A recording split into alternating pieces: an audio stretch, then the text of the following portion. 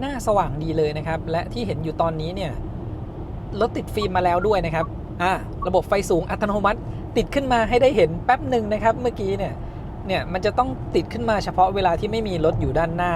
แล้วก็ไม่มีรถสวนมานะครับความเร็วอยู่70นะครับเดี๋ยวรอตรงจุดนี้จะลองเร่งแซงดูนะครับโอ้ยถ้ากดคันเร่งลงไปลึกๆเนี่ย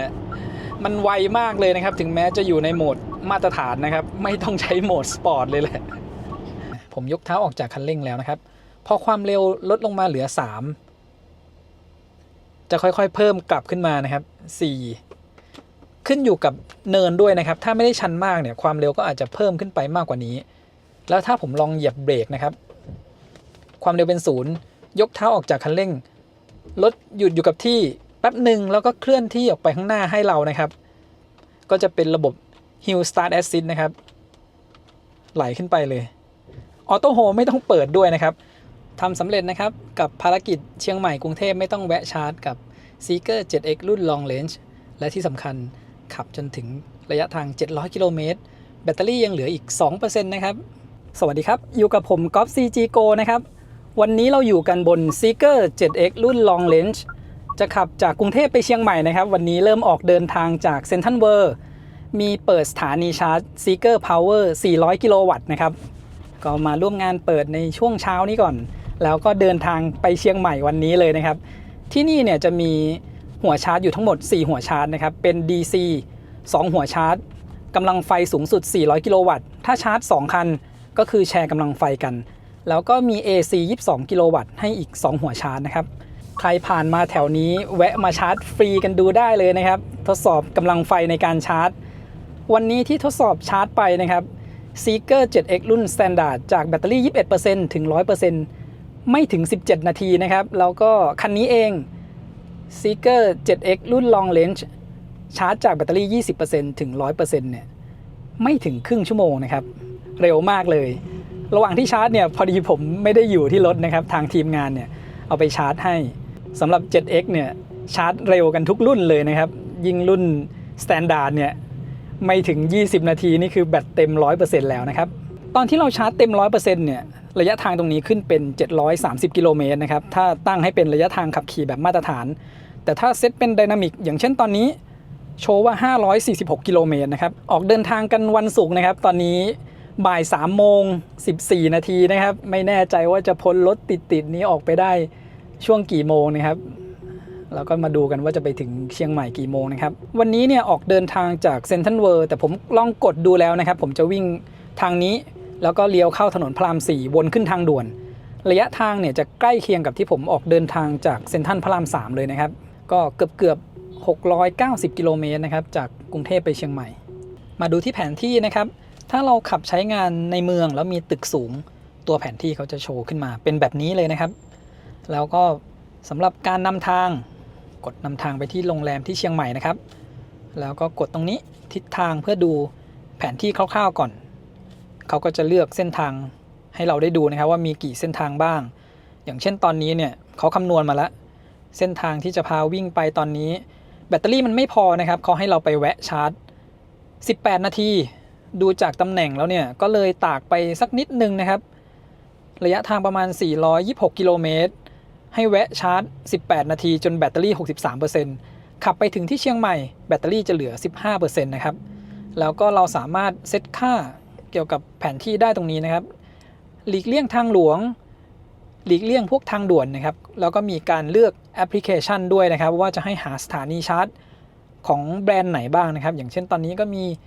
EA Anywhere EV Station นะครับมี Alexa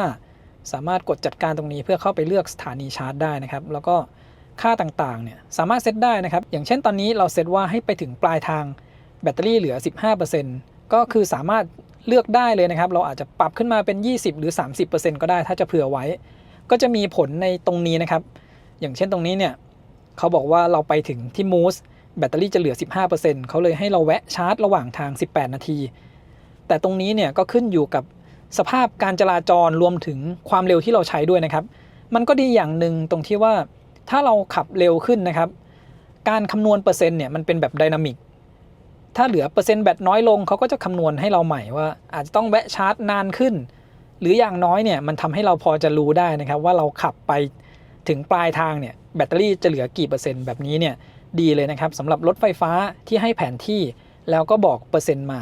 ทีนี้ก็ขึ้นอยู่กับแบรนด์แล้วนะครับว่าการคำนวณเปอร์เซ็นต์เนี่ยแม่นยำขนาดไหนแต่ตอนนี้เนี่ยผมเลือกเป็นแบบ NEDC ไว้นะครับมันก็อาจจะเพี้ยนเยอะหน่อยถ้าเราใช้ความเร็วสูงถ้าเราเลือกให้โชว์ระยะทางเป็นแบบไดนามิกเนี่ยอันนี้เนี่ยมันจะใกล้เคียงกว่านะครับผมเลือกเป็น NEDC ไว้ก่อนนะกันจะได้ดูแบบมาตรฐานไปเลยนะครับสำหรับรถที่ระยะทางเคลม NEDC 700 กิโลเมตรขึ้นไปเนี่ยส่วนใหญ่แล้วจะสามารถขับไปชาร์จที่ลำปางได้เลยนะครับถ้าเราไม่ได้ขับแบบ120ตลอดทางนะครับอยู่ในช่วง120สลับกันไปแบบนี้วันนี้เนี่ยบรรทุกน้ำหนักมาด้วย240กิโลกรัมนะครับแล้วก็เดี๋ยวดูกันว่าวันนี้เนี่ยเราไปถึงลำปางแบตเตอรี่จะเหลือเท่าไหร่นะครับออกจากใจกลางเมืองเลยนะครับวันนี้นี่รถก็เริ่มติดแล้วนะครับประมาณ3 โมงครึ่งนี่ถ้าช่วง 4-5 โมงเย็นนี่น่าจะหนักกว่านี้นะเดี๋ยวเราเปิดดูที่แผนที่นะครับเป็นแดงๆเลยนะครับเดี๋ยวตรงไปบริเวณพระราม 4นะครับผ่านวันแบงคอกแล้วเราก็จะเลี้ยวซ้ายขึ้นทางด่วนขับมาได้5 กิโลเมตรนะครับใช้เวลาไปแล้ว33 นาทีแต่แบตเตอรี่ยังอยู่ 100% อยู่เลยนะครับตั้งแต่ขับออกมาจากเซ็นทรัลเวิลด์แล้วก็เจอรถติดในเมืองตอนนี้เนี่ยการใช้พลังงานเนี่ยอยู่ที่ 21.6 กิโลวัตต์อเวอร์ต่อ100 กิโลเมตรนะครับเพราะว่าเป็นช่วงขับรถติดแล้วก็ระยะทางใกล้ๆอยู่ตัวเลขการใช้พลังงานเลยดูสูงหน่อยแต่มาดูที่แบตเตอรี่นะครับยัง 100% อยู่เลยนะครับ Seeker 7X ผมได้ลองในรุ่น Standard มาก่อนแล้วนะครับก่อนที่จะมาลองรุ่น Long Range ถ้าเป็นความเร็วต่ำกว่า10 กิโลเมตรต่อชั่วโมงเนี่ยรถติดเราสามารถปล่อยมือแล้วใช้งานระบบช่วยขับได้ยาวๆโดยที่ระบบเขาจะไม่เตือนเลยนะครับแต่อย่างเช่นตอนนี้เนี่ยมันใช้ความเร็วเกิน10 กิโลเมตรต่อชั่วโมงนะครับถ้าเกินประมาณ15 วินาทีเนี่ยเขาก็จะเตือนให้เราจับพวงมาลัยนะครับ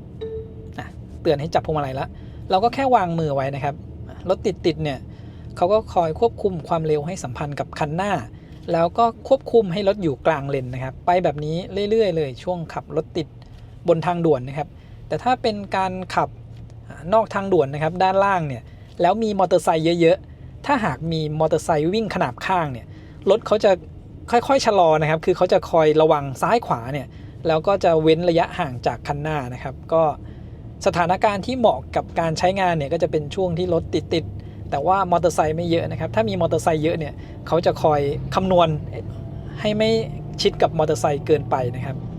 แต่ถ้าเป็นการขับทางใกล้หรืออาจจะเป็นช่วงเทศกาลนะครับรถติดเนี่ยเราเปิดใช้งานระบบช่วยขับไปแบบนี้ก็ช่วยให้สะดวกสบายยิ่งขึ้นนะครับไม่เหนื่อยมาก6 กิโลแล้วนะครับ 6.4 กิโลเมตรแบตเตอรี่ยัง 100% อยู่เลยนะครับเทียบความเร็วบนหน้าจอกับ GPS นะครับที่ความเร็ว100 กิโลเมตรต่อชั่วโมง GPS จะอยู่ประมาณ 97-98 กิโลเมตรต่อชั่วโมงนะครับและในรุ่น Long Range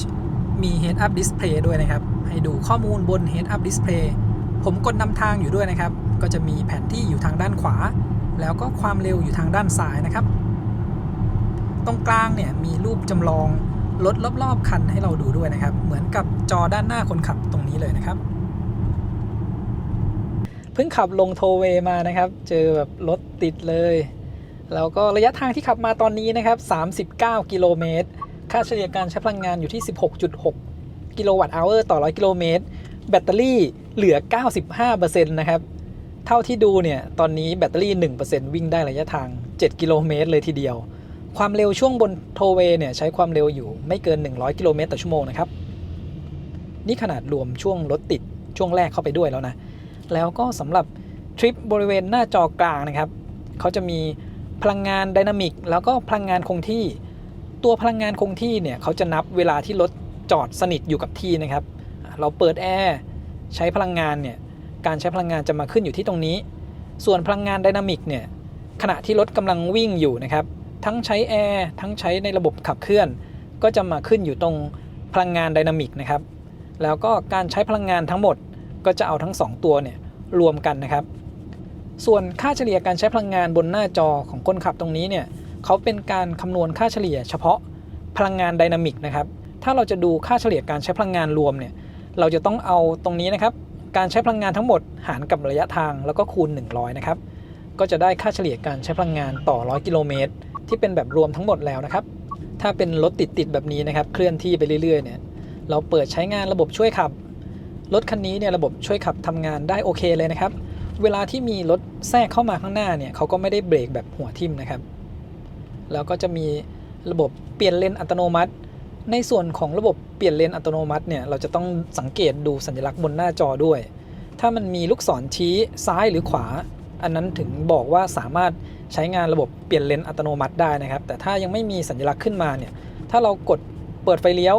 เขาก็จะยังไม่เปลี่ยนเลนให้นะครับแล้วก็บางทีเนี่ยก็อาจจะเปลี่ยนเลนให้ได้ช้าสักหน่อยถ้าไม่ชอบใช้งานก็ปิดตัวระบบนี้ไว้ได้นะครับจะอยู่ใน Seeker AD ตรงนี้นะครับแล้วก็จะมีระบบช่วยเปลี่ยนเลนอัตโนมัติคือถ้าเราเปิดระบบนี้ไว้เนี่ยแล้วเราเปิดไฟเลี้ยวบางทีเขาไม่สามารถเปลี่ยนเลนให้เราได้เนี่ยพวงมาลัยมันจะฝืนๆอยู่สักหน่อยนะครับแต่ถ้าเราปิดระบบไว้เราก็สามารถเปิดไฟเลี้ยวแล้วก็หักพวงมาลัยได้ตามปกติเลยนะครับเขาก็จะยกเลิกระบบเลนเซนเตอร์ลิงไปชั่วคราวอย่างเช่นตอนนี้สัญลักษณ์บนหน้าจอนะครับยังไม่โชว์ขึ้นมาว่าเราสามารถใช้ระบบเปลี่ยนเลนอัตโนมัติได้เนี่ยก็จะมีข้อความขึ้นมาบอกนะครับว่ามีรถทางซ้ายแต่พวงมาลัยมันจะแข็งอยู่แบบนี้นะครับเขาล็อกไว้ตอนนี้มีสัญลักษณ์ขึ้นมาแล้วว่าเปลี่ยนเลนได้นะครับลองเปิดไฟเลี้ยวดูมันเข้ามาหารถคันด้านหน้าพอดีนะครับเดี๋ยวลองให้ดูอีกครั้งนะครับอย่างเช่นบริเวณตรงนี้เนี่ยได้หรือเปล่าก็จะไม่ได้แล้วนะครับเพราะว่าระยะรถด้านหลังเนี่ยมันใกล้ลองอีกครั้งนะครับมันจะเป็นแบบนี้เนี่ยจะเปลี่ยนแล้วก็เปลี่ยนไม่ได้นะครับแต่ถ้าเราปิดระบบช่วยเปลี่ยนเลนไปผมเปิดไฟเลี้ยวเขาก็ยกเลิกระบบเลนเซนเตอร์ลิงลงไปชั่วคราวแต่พอดีว่าเมื่อกี้มีการแตะเบรกนะครับแตะเบรกก็จะเป็นการออกจากระบบเลนเซนเตอร์ลิงแล้วก็ Adaptive Cruise นะครับก็อาจจะต้องรออัปเดตซอฟต์แวร์ในส่วนของการทำงานของ Auto Lane Change นะครับที่ช่วยเปลี่ยนเลนเนี่ยให้มันเร็วขึ้นกว่านี้อีกนิดนึงนะครับถ้าเทียบการทำงานแล้วเนี่ยหากเทียบกับ Tesla เนี่ยยังห่างกันอยู่นะเรื่องความเร็ว Tesla นี่เปลี่ยนเลนได้เร็วนะครับเทียบกับ X เผิงคันนี้ก็ยังเปลี่ยนเลนช้ากว่า X เผิงอยู่นะครับมาถึงปั๊มปตท.ที่บางปะอินนะครับระยะทาง63กิโลเมตรแบตเตอรี่ยังเหลืออีก 92% เลยนะครับ 1% นี่วิ่งได้เกือบ8กิโลเมตรเลยทีเดียวขับมาชั่วโมงครึ่งนะครับเดี๋ยวแวะเข้าห้องน้ำแล้วก็ซื้อน้ำไว้ก่อนนะครับบริเวณนี้เดี๋ยวเราลองระบบช่วยถอยจอดนะครับเปิดให้สแกนช่องจอด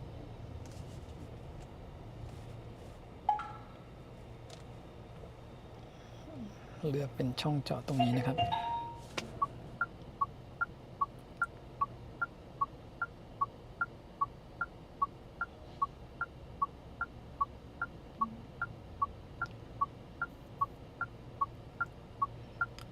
ความเร็วในการทำงานอยู่ในระดับ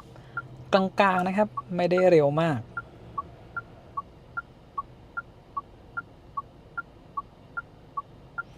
เขาจะมีเส้นขีดไว้ให้เราได้เห็นก่อนนะครับว่าเขาจะขับไปถึงประมาณสักจุดไหนเนี่ยไปต่ออีกประมาณ30เซนนะครับมีขีดไว้ก่อนว่าเขาจะขยับไปมาเนี่ยแบบนี้นะครับมันจะมีเส้นขีดอยู่ด้านหน้าแล้วก็ด้านท้ายรถบอกถึงระยะที่รถจะขับเดินหน้าถอยหลังเดินหน้าถอยหลังแบบนี้นะครับตอนนี้ขีดตรงนี้ไปอยู่ท้ายสุดแล้วก็คือถอยยาวเข้าช่องจอดเลยนะครับยังมีขยับขึ้นไปหน้าก่อนนะอาจจะยังไม่ตรงช่องดีเนี่ยมันมีขีดขึ้นมาอยู่ที่ด้านท้ายแล้วผมนึกว่ารอบเมื่อกี้เนี่ยจะถอยทีเดียวสุดนะครับ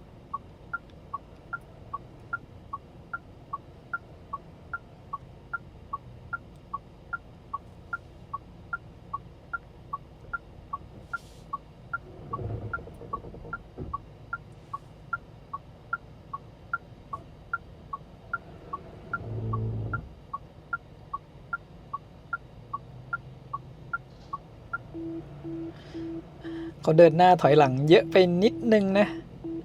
จากด้านหลังรถโล่งๆนะครับมีรถมาต่อแถว 2-3 คันเลยทีเดียว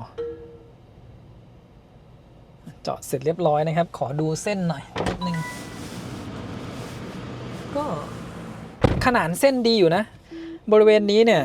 เส้นมันจะเฉียงออกสักหน่อยนะครับแต่ว่าเขายังถอยไม่ชิดนะครับเราจะเห็นหมอนรองล้ออยู่บริเวณนี้ต้องถอยต่ออีกนิดนึงนะครับเรียบร้อยขับมาได้ 63.5 กิโลเมตรนะครับค่าเฉลี่ยการใช้พลังงานอยู่ที่ 15.2 กิโลวัตต์อเวอร์ต่อ 100 กิโลเมตรและแบตเตอรี่เรายังเหลืออีกตั้ง 92% เลยนะครับใช้ความเร็วไม่เกิน 100 กิโลเมตรต่อชั่วโมงเนี่ยแบตเตอรี่ 1% ได้เกือบ 8 กิโลเมตรเลยทีเดียวเกือบ 5 โมงแล้วนะครับแล้วก็วันนี้ยังไม่แน่ใจว่ารถจะเยอะขนาดไหนนะครับเดี๋ยวทดสอบการใช้พลังงานเทียบกับรุ่น Standard ดูนะครับว่าจะต่างกันหรือเปล่าคันนี้เนี่ยมอเตอร์เป็นตัวเดียวกันกับรุ่น Standard นะครับแต่ว่าได้แบตเตอรี่ที่ใหญ่ขึ้นมาน้ำหนักมันก็จะเพิ่มขึ้นมาอีกนิดนึงนะครับก็อาจจะกินไฟเพิ่มขึ้นอีกหน่อยนึงในรุ่น Standard เนี่ยที่ความเร็ว 80 กิโลเมตรต่อชั่วโมงกินไฟอยู่ประมาณ 12 ถึง 12.5 กิโลวัตต์อเวอร์ต่อ 100 กิโลเมตรนะครับเดี๋ยวเราดูว่าคันนี้เนี่ยจะใช้ไฟสักเท่าไหร่นะครับอุณหภูมิตอนนี้อยู่ประมาณ 30 องศานะครับอุณหภูมิภายนอกแบตเตอรี่เหลืออยู่ 90% นะครับเราขับมาได้ 79 กิโลเมตรนะครับดูที่แบตเตอรี่ตรงนี้นะครับยังเหลือ 90% ระยะทางที่จะวิ่งได้เนี่ยอีก 658 กิโลเมตรเอา79นะครับมารวมกับ658เนี่ยมันก็ยัง700กว่าอยู่เลยนะครับถ้าเราใช้ความเร็วอยู่ในช่วง80ถึง100กิโลเมตรต่อชั่วโมงแบตเตอรี่เหลือ 80% นะครับเราขับมาแล้ว155กิโลเมตรค่าเฉลี่ยการใช้พลังงานตอนนี้อยู่ที่ 14.7 กิโลวัตต์อเวอร์ต่อ 100 กิโลเมตรนะครับหลังจากกิโลเมตรที่140เป็นต้นมาเนี่ยความเร็วที่ใช้จะอยู่ในช่วง100และ120กิโลเมตรต่อชั่วโมงนะครับสำหรับค่าเฉลี่ยการใช้พลังงานที่ความเร็วต่างๆที่ได้ทดสอบดูนะครับความเร็ว80กิโลเมตรต่อชั่วโมงเนี่ยใช้พลังงานอยู่ประมาณ12 ถึง 12.5 กิโลวัตต์อเวอร์ต่อ 100 กิโลเมตรที่ความเร็วนี้จะวิ่งได้ระยะทางประมาณ780 ถึง 800 กิโลเมตรนะครับถ้าขับจนแบตเตอรี่หมดเกลี้ยงแบตเตอรี่ขนาด100กิโลวัตต์อเวอร์นะครับที่เขาแจ้งมาในสเปคแต่ผมคิดว่าน่าจะเป็นปริมาณ100กิโลวัตต์อเวอร์ที่ใช้ได้ทั้งหมดเลยนะครับใน Seeker 009 ก็สามารถใช้ได้ทั้งหมด116รวมถึงในรุ่น Standard ที่เขาเคลมมา75กิโลวัตต์อเวอร์เนี่ยผมลองขับจนแบตเหลือ 2% นะครับปริมาณรวมไฟที่ใช้ไปมันก็แทบจะ75กิโลวัตต์อเวอร์เลยทีเดียวก็คิดว่าในรุ่นนี้เนี่ยก็น่าจะใช้ได้100เต็มเลยนะครับที่ความเร็ว100กิโลเมตรต่อชั่วโมงเนี่ยใช้พลังงานอยู่ประมาณ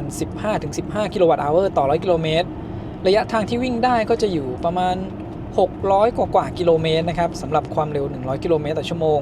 และที่ความเร็ว120กิโลเมตรต่อชั่วโมงเนี่ยใช้พลังงานอยู่ประมาณ20 ถึง 20.5 กิโลวัตต์อเวอร์ต่อ100กิโลเมตรถ้าเราขับแบบความเร็ว120ตลอดทางแบบไม่มีการเหยียบเบรกเลยนะครับก็จะขับได้ระยะทางประมาณ480 ถึง 500 กิโลเมตรนะครับขับจนแบตเกลี้ยงการใช้พลังงานเนี่ยใกล้เคียงกันกับรุ่น Standard เลยนะครับแทบจะไม่ต่างกันเลยทีเดียวถึงแม้ว่าจะมีน้ำหนักของแบตเตอรี่ที่หนักกว่ากันในรุ่น Long Range ระยะทางที่วิ่งได้มากขึ้นเพราะว่าได้แบตเพิ่มขึ้นมาอีก25กิโลวัตต์อเวอร์นะครับส่วนในรุ่น Standard เนี่ยถึงแม้ระยะทางในการชาร์จเต็ม 100% 1 ครั้งจะวิ่งได้ไม่ไกลแต่ตัวนั้นก็ชาร์จแบตได้ดีมากๆเลยนะครับ 95% เนี่ยยังรับกำลังไฟอยู่ระดับ120กิโลวัตต์ก็ทดแทนมาด้วยการชาร์จที่ไวขึ้นในอนาคตเนี่ยถ้าจุดชาร์จเยอะแล้วนะครับถึงแม้จะเป็นรุ่น Standard ของ 7X เนี่ยก็เดินทางไกลผมว่าไม่ยากเลยนะครับจะแวะชาร์จจุดไหนก็ได้ไม่ต้องรอให้แบตเตอรี่เหลือต่ำกว่า 80% ก็ยังใช้เวลาชาร์จไม่นานเลยนะครับสำหรับรุ่น Long Range แบตเตอรี่ที่ได้เพิ่มขึ้นมา25กิโลวัตต์อเวอร์เนี่ยเราก็ได้ระยะทางที่วิ่งได้ไกลขึ้นกว่าเป็น100กิโลเมตรเลยนะครับถ้าเป็นความเร็ว80กิโลเมตรต่อชั่วโมงเนี่ยวิ่งได้ไกลกว่ากันอีก160กิโลเมตรเลยทีเดียวแวะด่านชั่งน้ำหนักนะครับ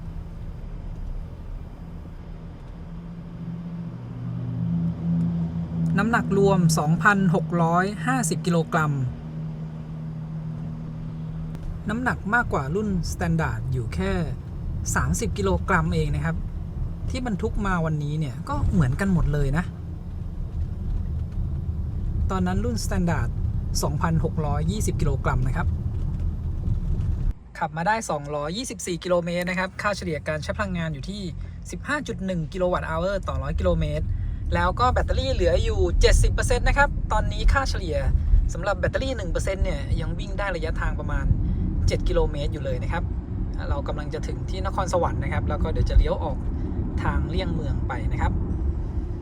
ด้านหน้านี้จะเป็นแยกที่เลี้ยวซ้ายออกไปเลี่ยงเมืองนครสวรรค์นะครับในแผนที่ก็จะมีรูปขึ้นมาให้เราได้รู้นะครับว่าต้องเข้าที่เลนไหนรวมถึงรูปนี้เนี่ยอยู่บน Head Up Display ด้วยนะครับทางด้านขวามือสุดเลยอันนี้สะดวกดีนะครับเราสามารถมองจาก Head Up Display ได้เลยไม่ต้องก้มลงมามองที่จอหรือไม่ต้องเปิดอยู่หน้านี้ก็ได้นะครับเขาก็มีตัวแผนที่นำทางเล็กๆอยู่บน Head Up Display ให้นะครับและมาดูที่ด้านล่างตรงนี้นะครับตอนที่ออกเดินทางจากกรุงเทพเนี่ยเขาบอกว่าเราไปถึงจุดชาร์จแรกนะครับที่ระยะทางประมาณ400กว่ากิโลเมตรเนี่ยแบตจะเหลือไม่ถึง 20% นะครับแต่ว่าวันนี้เนี่ยช่วงแรกรถค่อนข้างเยอะนะครับความเร็วที่ใช้ช่วง140กิโลเมตรแรกก็อยู่ในช่วง80ถึง100กิโลเมตรต่อชั่วโมงแล้วก็ช่วงหลังจะเป็น120แต่รถก็ยังคงเยอะอยู่ดีความเร็วส่วนใหญ่จะอยู่ประมาณ110กิโลเมตรต่อชั่วโมงนะครับเขาบอกว่าเราไปถึงเนี่ยแบตเตอรี่จะเหลือ 31% เลยนะครับก็เป็นการคำนวณแบบไดนามิกนะครับไปถึงแบตเตอรี่จะเหลือเยอะกว่าเดิมถ้าเรายังคงใช้ความเร็วอยู่ในช่วง80ถึง100กิโลเมตรต่อชั่วโมงแบบนี้นะครับแล้วก็ให้แวะชาร์จแค่12นาทีจากเดิมบอกว่าต้องแวะชาร์จ18นาทีนะครับแต่ว่าหลังจากนี้เนี่ยเดี๋ยวรถมันจะเริ่มน้อยลงละความเร็วที่ผมใช้ก็จะเป็นอยู่ในช่วง120กิโลเมตรต่อชั่วโมงนะครับถ้ารถโล่งๆก็จะอยู่ในช่วง110-120แบตก็อาจจะเหลือต่ำกว่านี้แต่คร่าวๆผมว่ามันน่าจะได้อยู่นะไปถึงที่ลำปางแล้วค่อยชาร์จนะครับตอนนี้ระยะทางที่ขับมาเนี่ย232กิโลเมตรแบตเตอรี่เหลืออีก 68% เลยนะครับสมมุติว่าผมจะใช้อีกสัก 60% เลยแล้วกันขับจนเหลือ 8% แล้วคำนวณว่าแบตเตอรี่ 1% เนี่ยวิ่งได้สัก5กิโลเมตร5 6 30ก็ไปได้อีก300กิโลเมตรนะครับผมว่าเราน่าจะขับไปถึงที่เถินลำปางแล้วก็ค่อยชาร์จได้เลยนะครับแล้วก็สำหรับแบตเตอรี่ของคันนี้นะที่ผมคำนวณเมื่อกี้นะครับว่าถ้าเราใช้ความเร็วสูงๆหน่อย110-120เนี่ย 1% มันก็น่าจะวิ่งได้ประมาณสัก5กิโลเมตรเดี๋ยวข้างหน้านะครับอีกไม่เกิน20กิโลเมตรเนี่ยมันก็จะมีปั๊มบางจากนะครับที่เป็นจุดชาร์จของ Spark EV ตู้หัวเว่ยนะครับกำลังไฟรวมจุดนั้น600กิโลวัตต์คันนี้เนี่ยถ้าได้ชาร์จกับจุดนั้นเนี่ยก็ชาร์จเร็วนะครับแล้วก็ถ้าเราเดินทางกลางวันแล้วเราแวะชาร์จจุดนั้นน่ะให้แบตเตอรี่มันขึ้นไปสัก90หรือว่า 100% ผมว่ามันก็สามารถขับยาวถึงเชียงใหม่ได้เลยนะครับไปถึงจุดนั้นเนี่ยระยะทางน่าจะประมาณ250-260กิโลเมตรไม่เกินนี้แล้วเราขับไปเชียงใหม่เนี่ยมันไม่เกิน500กิโลเมตรละก็น่าจะไปถึงเชียงใหม่ได้เลยนะครับแต่ว่าวันนี้เดี๋ยวผมจะลองขับแบบระยะไกลให้ดูก่อนแล้วค่อยแวะชาร์จนะครับยังไม่ได้ชาร์จตรงจุดข้างหน้านี้นะครับหลังจากขับพ้นเลี่ยงเมืองนครสวรรค์มาประมาณไม่เกิน10กิโลเมตรนะครับพอเราเจอปั๊มเชลแล้วเนี่ยปั๊มบางจากถัดไปนี้นะครับจะเป็นจุดชาร์จของ Spark EV ตู้หัวเว่ย6ตู้นะครับ6หัวชาร์จกำลังไฟรวม600กิโลวัตต์ถึงแม้ว่าจะชาร์จพร้อมกัน6คันนะครับอย่างน้อยเนี่ยก็รับกำลังไฟได้80ถึง100กิโลวัตต์เลยนะครับเนี่ยตู้ชาร์จโล่งๆเลยนะครับแบตเตอรี่เราเหลืออยู่ 64% นะครับกับระยะทาง254กิโลเมตรและจากจุดนี้ไปเชียงใหม่เนี่ยมันระยะทางอีกประมาณ450กิโลเมตรนะครับไม่เกินนี้คือระยะทางรวมเนี่ยมันประมาณ690ถึง700กิโลเมตรนะครับถ้าเรามากลางวันแวะจุดนี้นะครับกินข้าวเนี่ยจากแบตเตอรี่ตอนนี้64ถึง 100% เนี่ยมันไม่เกินครึ่งชั่วโมงนะครับเพราะว่าวันนี้ที่ทดสอบชาร์จเซ็นทรัลเวิลด์อันนั้นแบบรับกำลังไฟเต็มที่นะครับใช้เวลาชาร์จจาก20ถึง 100% เนี่ย27นาทีนะครับผมว่าจาก 64% เนี่ยได้ชาร์จกับตู้ตัวนี้ไม่เกินครึ่งชั่วโมงเราแวะกินข้าวเสร็จแบต 100% เนี่ยถ้าไม่ได้ขับเร็วแบบเกิน120กิโลเมตรต่อชั่วโมงผมว่าขับไปถึงที่เชียงใหม่ได้เลยนะครับระยะทางไม่ถึง500กิโลเมตรเลยถ้าเป็นช่วงเทศกาลที่รถเดินทางกันเยอะๆเนี่ยตามสถานีชาร์จจะค่อนข้างแน่นแล้วก็ต้องรอคิวนะครับถ้าเรามาถึงพวกจุดที่เป็นหลายๆหัวชาร์จแบบนี้หรือเป็นหับนะครับกับรถที่วิ่งได้ไกลแบตเตอรี่ไซส์ใหญ่แบบนี้นะครับแวะชาร์จก่อนได้เลยนะครับ ถ้ามันไม่ได้นานมากอย่างเช่นคันนี้เนี่ยเราก็ชาร์จเต็ม 100% ไปเลยก็ได้หรืออาจจะชาร์จ 90% นะครับสำหรับการเดินทางไปเชียงใหม่นะครับแต่ถ้าเดินทางไปแค่ลำปางหรือตากมันไม่ต้องแวะชาร์จได้เลยนะสำหรับคันนี้นะครับดูจากความเร็วที่เราขับมาวันนี้รวมถึงระยะทางที่จะวิ่งได้เนี่ยขับยาวไปถึงที่ลำปางได้เลยนะครับยิ่งไปแค่ตากนะ400 กิโลเมตรเนี่ยขับได้สบายๆโดยที่ไม่ต้องแวะชาร์จเลยนะครับเลยจากปั๊มบางจากหนองเบนมาประมาณ 6-7 กิโลเมตรนะครับจะมีปั๊มปตท.ตรงนี้นะครับมีจุดชาร์จ EV Station แล้วก็ถ้าเป็นช่วงกลางคืนนะครับจะมีร้านบะหมี่เกี๊ยวรวมถึงข้าวด้วยนะครับอันนี้อร่อยดีนะเดี๋ยวผมแวะกินข้าวก่อนนะครับนี่ก็1:20 พอดีแวะกินข้าวแล้วก็ขับยาวๆเลยนะครับถ้าเรามาช่วงกลางคืนนะอย่างปั๊มบางจากเมื่อกี้เนี่ยก็ไม่เหลือร้านข้าวแล้วก็แวะมาที่จุดนี้นะครับเนี่ยตู้ชาร์จยังโล่งๆอยู่เลยนะครับถ้าผมเสียบชาร์จไปด้วยเนี่ยมันน่าจะ 100% ก่อนแล้วนะระหว่างที่เรากินข้าวนี่แบบเอาอย่างเร็วเลยนะครับก็ประมาณ 10-15 นาทีตอนนี้1:21 นาทีนะครับเดี๋ยวดูว่ากินข้าวเสร็จเนี่ยกลับมาตอนเวลาเท่าไหร่นะครับระยะทางที่ขับมาถึงจุดนี้262 กิโลเมตรนะครับแบตเตอรี่ยังเหลืออีก 63% แล้วก็มาดูที่จุดนี้นะครับพลังงานที่ใช้ไปทั้งหมดตอนนี้ 41.6 กิโลวัตต์อเวอร์นะครับความเร็วเฉลี่ยเนี่ยอยู่ที่68 กิโลเมตรต่อชั่วโมง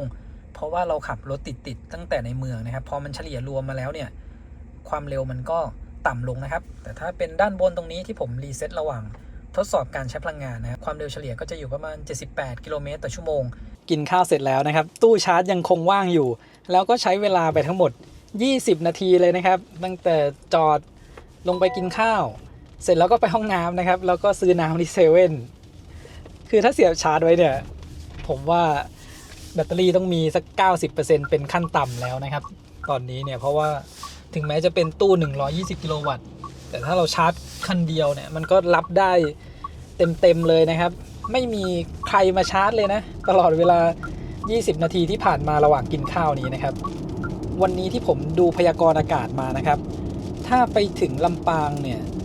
ช้ากว่า 5 ทุ่มถึงเที่ยงคืนอาจจะเจอฝนตกหนักเลยนะครับถ้าเราผ่านลำปางช่วง 5 ทุ่มเที่ยงคืนไปได้เนี่ย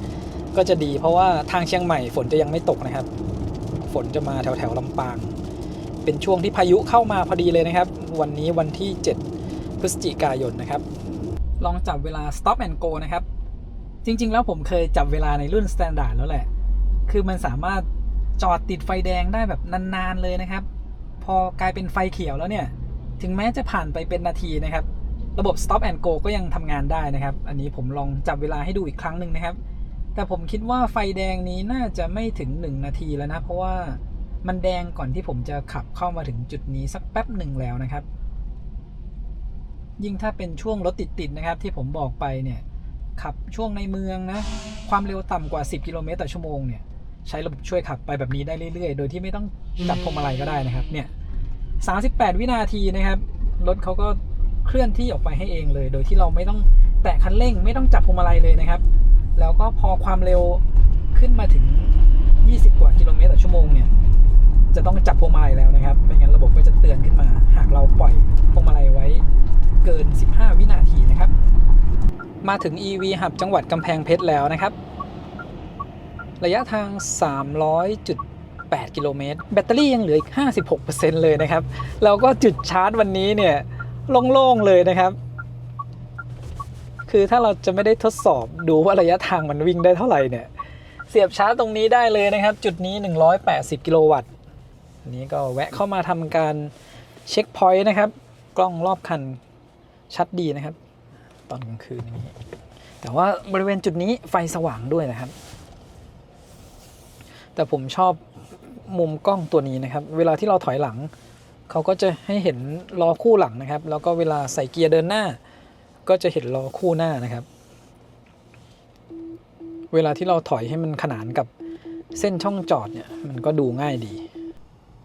ระยะทาง300 กิโลเมตรค่าเฉลี่ยการใช้พลังงานอยู่ที่16 กิโลวัตต์อเวอร์ต่อ100 กิโลเมตรนะครับแบตเตอรี่เหลืออยู่ 55% จุดนี้ถ้ามาถึงเนี่ยผมแนะนำแวะชาร์จได้เลยนะครับถ้าเป็นการเดินทางช่วงเทศกาลแวะชาร์จจุดนี้เนี่ยให้ไปถึง 80-90% เนี่ย ขับถึงเชียงใหม่ได้แน่นอนครับกับระยะทางที่เหลืออีกประมาณ400กิโลเมตรนะครับและสำหรับพลังงานที่เราใช้ไปตอนนี้48.9กิโลวัตต์อเวอร์นะครับผมลองคำนวณเป็นค่าเฉลี่ยรวมได้16.25กิโลวัตต์อเวอร์ต่อ100กิโลเมตรนะครับเทียบกับรุ่น Standard ที่ขับมาจุดนี้เนี่ยแบตเตอรี่คันนั้นจะเหลือประมาณ 35% นะครับแบตเตอรี่ต่างกันอยู่ 20% แล้วก็ค่าเฉลี่ยการใช้พลังงานวันนั้นเนี่ยมันอยู่ประมาณ 16.6 กิโลวัตต์อเวอร์ต่อ100กิโลเมตรนะครับซึ่งก็มีขับเจอรถติดช่วงเลี่ยงเมืองนครสวรรค์เหมือนกัน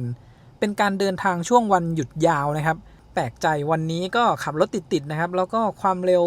น่าจะใกล้เคียงกันนะหรือว่าวันนี้เราใช้ความเร็ว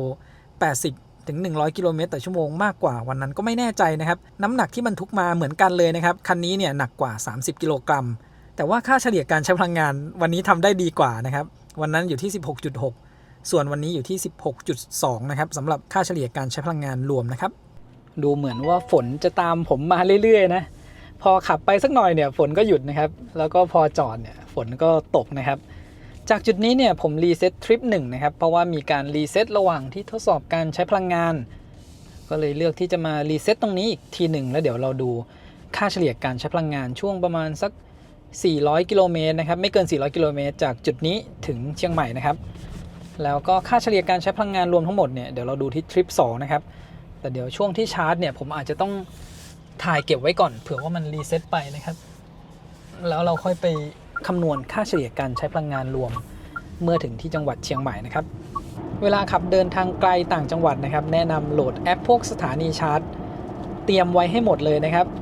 เผื่อว่าเราไปเจอจุดชาร์จระหว่างทางเนี่ยจะได้ไม่ต้องเสียเวลาดาวน์โหลดแอปหน้าตู้ชาร์จนะครับแล้วก็กว่าจะได้ชาร์จ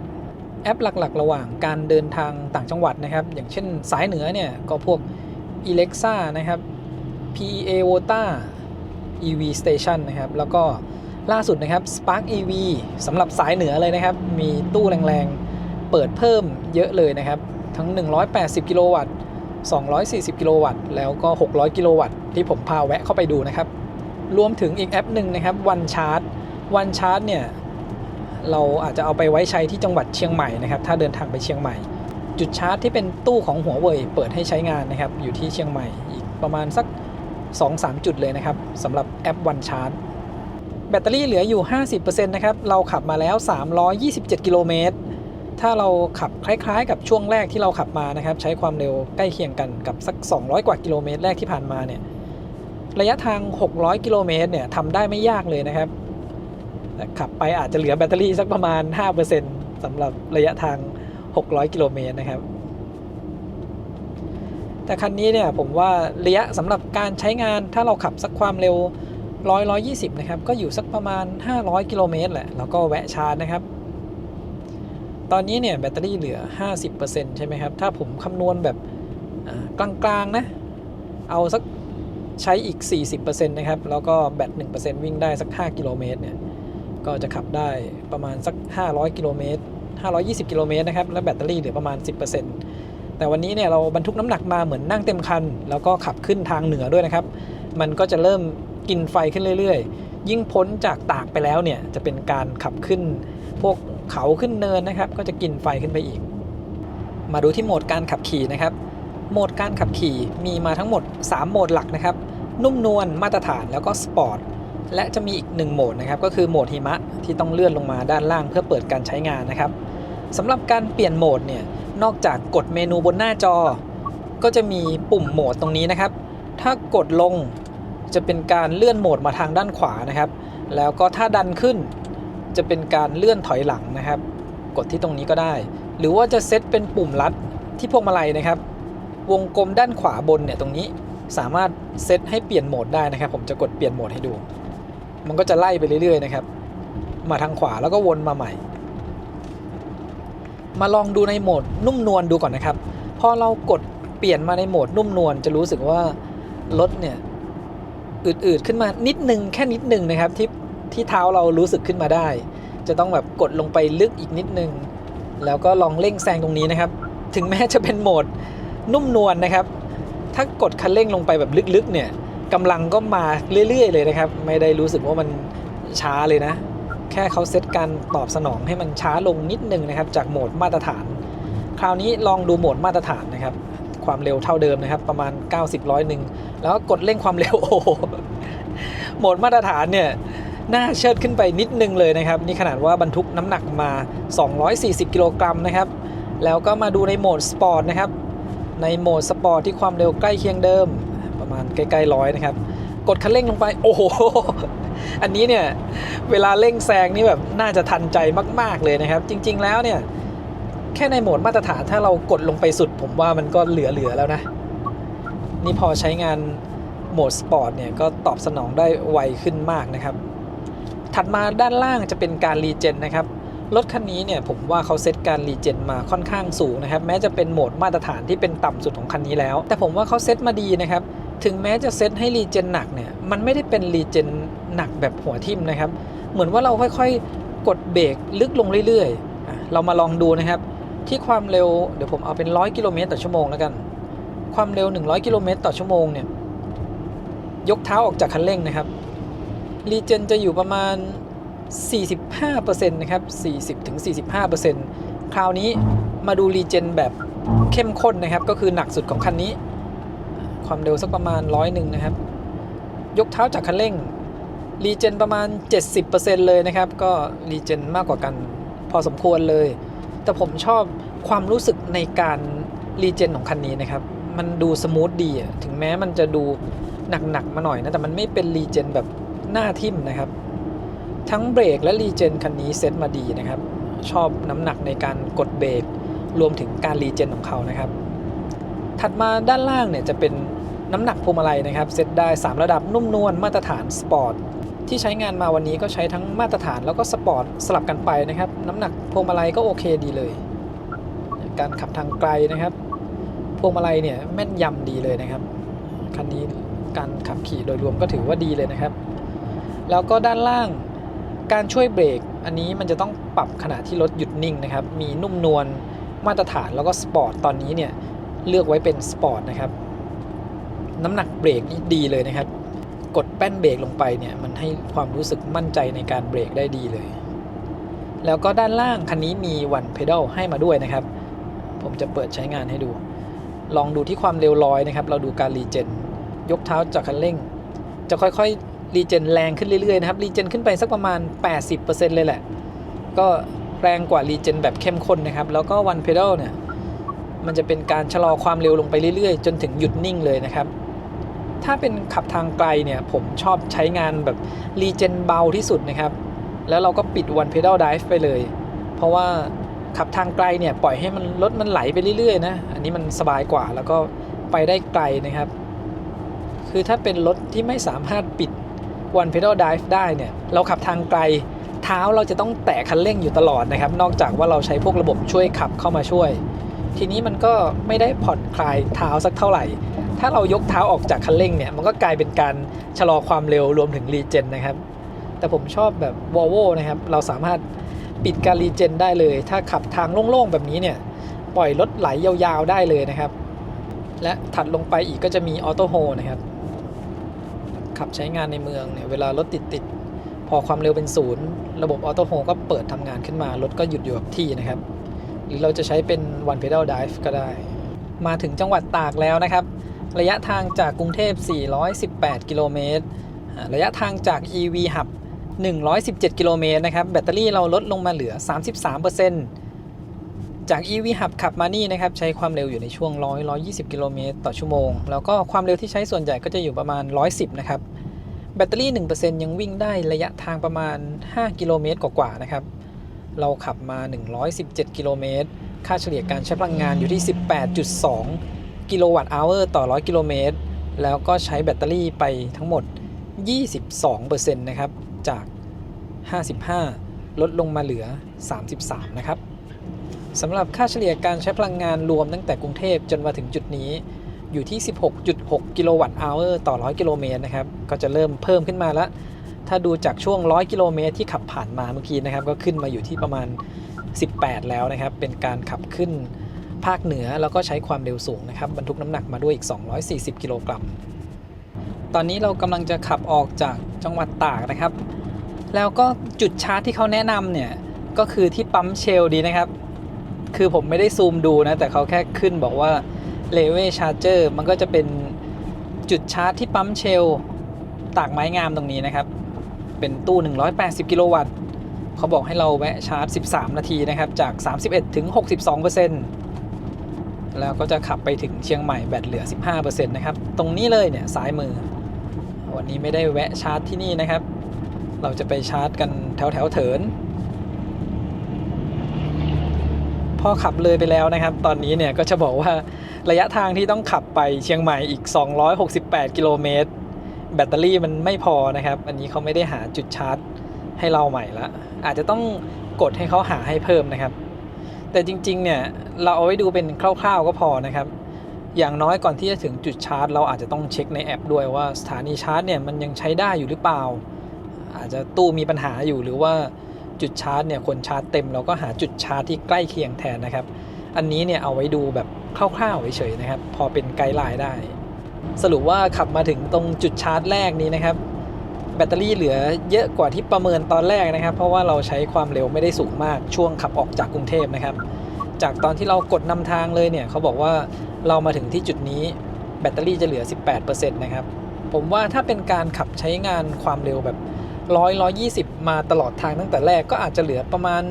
18% อย่างที่เขาคำนวณก็ได้นะครับจุดที่ผมจะไปชาร์จวันนี้คือที่เถิดนะครับแต่เดี๋ยวช่วงใกล้ๆเนี่ยผมต้องเช็คสถานีชาร์จอีกครั้งนะครับว่ามันยังว่างอยู่หรือเปล่าไม่ว่างก็อาจจะหาใกล้ๆบริเวณนั้นนะครับคันนี้เนี่ยที่แบตเตอรี่ 80% เนี่ยรับกำลังไฟได้มากกว่า150กิโลวัตต์อยู่นะครับนั่นแปลว่าถ้าเราไปชาร์จกับตู้150กิโลวัตต์ตั้งแต่แบตต่ำๆเราจะได้กราฟแบบแฟลตเลยนะครับ150กิโลวัตต์แบบยาวๆไม่มีการดรอปจนถึงแบตเตอรี่80กว่า%เลยแล้วก็ดูที่จอนะครับในส่วนของจอกลางเนี่ยตอนนี้ผมยังไม่ได้ลดแสงลงสุดนะครับเราสามารถลดแสงลงสุดได้อันนี้แบบลดแสงลงสุดเลยนะครับพอดีว่าเปิดเป็นแมปแผนที่อยู่แล้วมันออกสีขาวสีฟ้าผมเปลี่ยนให้เป็นแบ็กกราวด์แบบนี้นะครับเปิดดูข้อมูลเนี่ยให้มันอยู่หน้าที่เป็นสีเทาๆดำๆแบบนี้มันก็จะไม่แยงตาเรานะครับรวมถึงจอด้านหน้าคนขับเราสามารถเอาแสงลงได้ต่ำกว่านี้อีกนะครับเอาลงจนต่ำได้เลยโอเคเลยนะครับไม่ได้รู้สึกว่าแสงมันสว่างจนแยงตาแล้วก็จะมีข้อมูลในส่วนของ Head Up Display นะครับตรงนี้เนี่ยจะสว่างอยู่เราสามารถปรับความสว่างของ Head Up Display ได้เหมือนกันนะครับออกมาที่หน้าโฮมตรงนี้ก็จะมีปุ่ม Head Up Display เราก็สามารถปรับบริเวณนี้ได้ถ้ารู้สึกว่าขับในถนนมืดๆแบบนี้แล้วมันแยงตานะครับเราก็ปรับแสงสว่างลงได้รวมถึง Ambient Light เนี่ยก็สามารถปิดได้นะครับถ้าไม่ชอบในช่วงกลางคืนถนนมืดๆแล้วรู้สึกว่าแสงมันสว่างไปหน่อยนะครับในส่วนของจอด้านหน้าคนขับนะครับถึงแม้จะเอาแสงลงจนสุดแล้วนะครับแต่มันยังรู้สึกว่าพื้นหลังเนี่ยสีมันจะออกเทาๆนะครับมันจะไม่ดำสนิทเหมือนหน้าจอกลางนี้นะครับหน้าจอกลางเนี่ยพอเอาแสงลงสุดเนี่ยดำก็คือดำเลยนะครับแต่จอตรงกลางเนี่ยพาเนลน่าจะคนละชนิดกันถึงแม้จะเอาแสงลงสุดแล้วเนี่ยมันยังให้ความรู้สึกเป็นสีเทาๆอยู่นะครับมาดูแสงสว่างไฟหน้าของคันนี้นะครับไฟหน้าสว่างดีเลยนะครับและที่เห็นอยู่ตอนนี้เนี่ยรถติดฟิล์มมาแล้วด้วยนะครับระบบไฟสูงอัตโนมัติติดขึ้นมาให้ได้เห็นแป๊บหนึ่งนะครับเมื่อกี้เนี่ยมันจะต้องติดขึ้นมาเฉพาะเวลาที่ไม่มีรถอยู่ด้านหน้าแล้วก็ไม่มีรถสวนมานะครับวิธีเปิดไฟสูงออโต้เนี่ยต้องดันก้านไฟด้านซ้ายนะครับออกไป2ทีแบบเร็วๆนะครับแล้วก็สังเกตที่หน้าจอด้านหน้าคนขับเนี่ยจะมีสัญลักษณ์ที่เป็นรูปไฟสูงอยู่ด้านขวานะครับเป็นสีเขียวแล้วมีตัว A อยู่ด้านในอันนี้คือเราเปิดระบบไว้แล้วนะครับแล้วถ้าระบบไฟสูงอัตโนมัติทำงานขึ้นมาเนี่ยมันก็จะเป็นสีฟ้าสีน้ำเงินนะครับการทำงานโดยรวมโอเคนะครับพอมีรถสวนมาเนี่ยก็ปิดไฟสูงลงหรือมีรถอยู่ด้านหน้าไกลๆนะครับตอนนี้ก็เปิดขึ้นมาแป๊บหนึ่งนะพอเห็นรถสวนมาด้านขวาก็ปิดลงเลยนะครับอันนี้ก็โอเคนะแต่การทำงานเนี่ยยังไม่ได้เป็น Matrix หรือว่า Adaptive Light นะครับไฟหน้าสามารถปรับชดเชยก้มเงยได้ทั้งหมด6ระดับนะครับตอนนี้เนี่ยผมปรับให้ก้มลงมา1ระดับเพราะว่าบรรทุกน้ำหนักมาด้วยนะครับทำให้หน้าเราเนี่ยแหงนขึ้นนิดนึงผมเลยปรับให้ก้มลงมานะครับถ้าปรับขึ้นไปสูงสุดเนี่ยก็จะไปส่องรถคันด้านหน้านะครับเดี๋ยวผมจะปรับระดับให้ดูนะ ถ้าผมปรับให้ก้มลงมาสุดเลยนะครับมันก็จะมาใกล้ๆรถเรานะตอนนี้ปรับให้ก้มลงมาสุดเลยนะครับเนี่ยส่องมาที่ใกล้รถเรานะครับเอาไว้เวลาที่เราบรรทุกหนักแล้วหน้ามันเชิดขึ้นนะครับก็ต้องปรับให้ก้มลงมาหน่อยจะได้ไม่ส่องไปโดนรถคันด้านหน้านะครับแล้วก็ผมจะปรับกลับไปที่ตำแหน่งเดิมนะครับไฟก็ส่องขึ้นมาที่ระดับโอเคแล้วนะครับผมว่าถ้าเราไม่ได้บรรทุกน้ำหนักมาด้วยแล้วเซตเป็นระดับมาตรฐานไว้นะครับความสว่างน่าจะส่องไปได้ไกลกว่านี้อีกนิดนึงนะนี่เราปรับให้โคมมันก้มลงมาแล้วด้วยนะครับชดเชยกันกับหน้ารถที่มันแหงนขึ้นไปโดยรวมเนี่ยแสงสว่างโอเคดีเลยนะครับเข้มดีแล้วก็มุมที่ส่องออกไปด้านข้างก็โอเคเลยสำหรับการขับใช้งานกลางคืนนะครับแล้วก็ถ้าขับทางไกลช่วงกลางคืนบ่อยๆก็เลือกฟิล์มหน้าที่ไม่ได้ลดความสว่างของแสงไฟด้านหน้าลงไปเยอะนะครับจะทำให้การขับกลางคืนเนี่ยขับได้ง่ายแล้วก็ทัศนวิสัยดีนะครับมาถึงปั๊ม PT ที่เถิดแล้วนะครับตอนนี้แบตเตอรี่เราเหลืออยู่ 12% แล้วก็ช่วง10กิโลเมตรสุดท้ายนี้นะครับเขาเริ่มทำถนนมาฝั่งเลนนี้แล้วก็ใช้ความเร็วได้ช้าลงนะครับแต่ความเร็วส่วนใหญ่ที่ขับมาตลอดทางก็จะอยู่ในช่วง110-120 กิโลเมตรต่อชั่วโมงเป็นหลักเลยนะครับ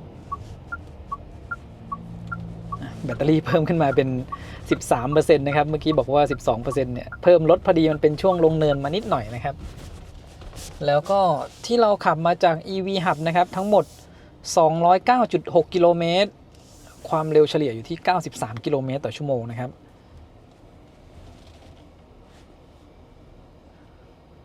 แบตเตอรี่ที่เราใช้ไปเนี่ยประมาณ 43% นะครับจาก 55ลดมาเหลือ 12%ก็ 1% ก็วิ่งได้ประมาณ5กิโลเมตรกว่าๆนะครับก็ขับมา200กว่ากิโลเมตร200เท่าไหร่ผมลืมเลย209นะครับประมาณ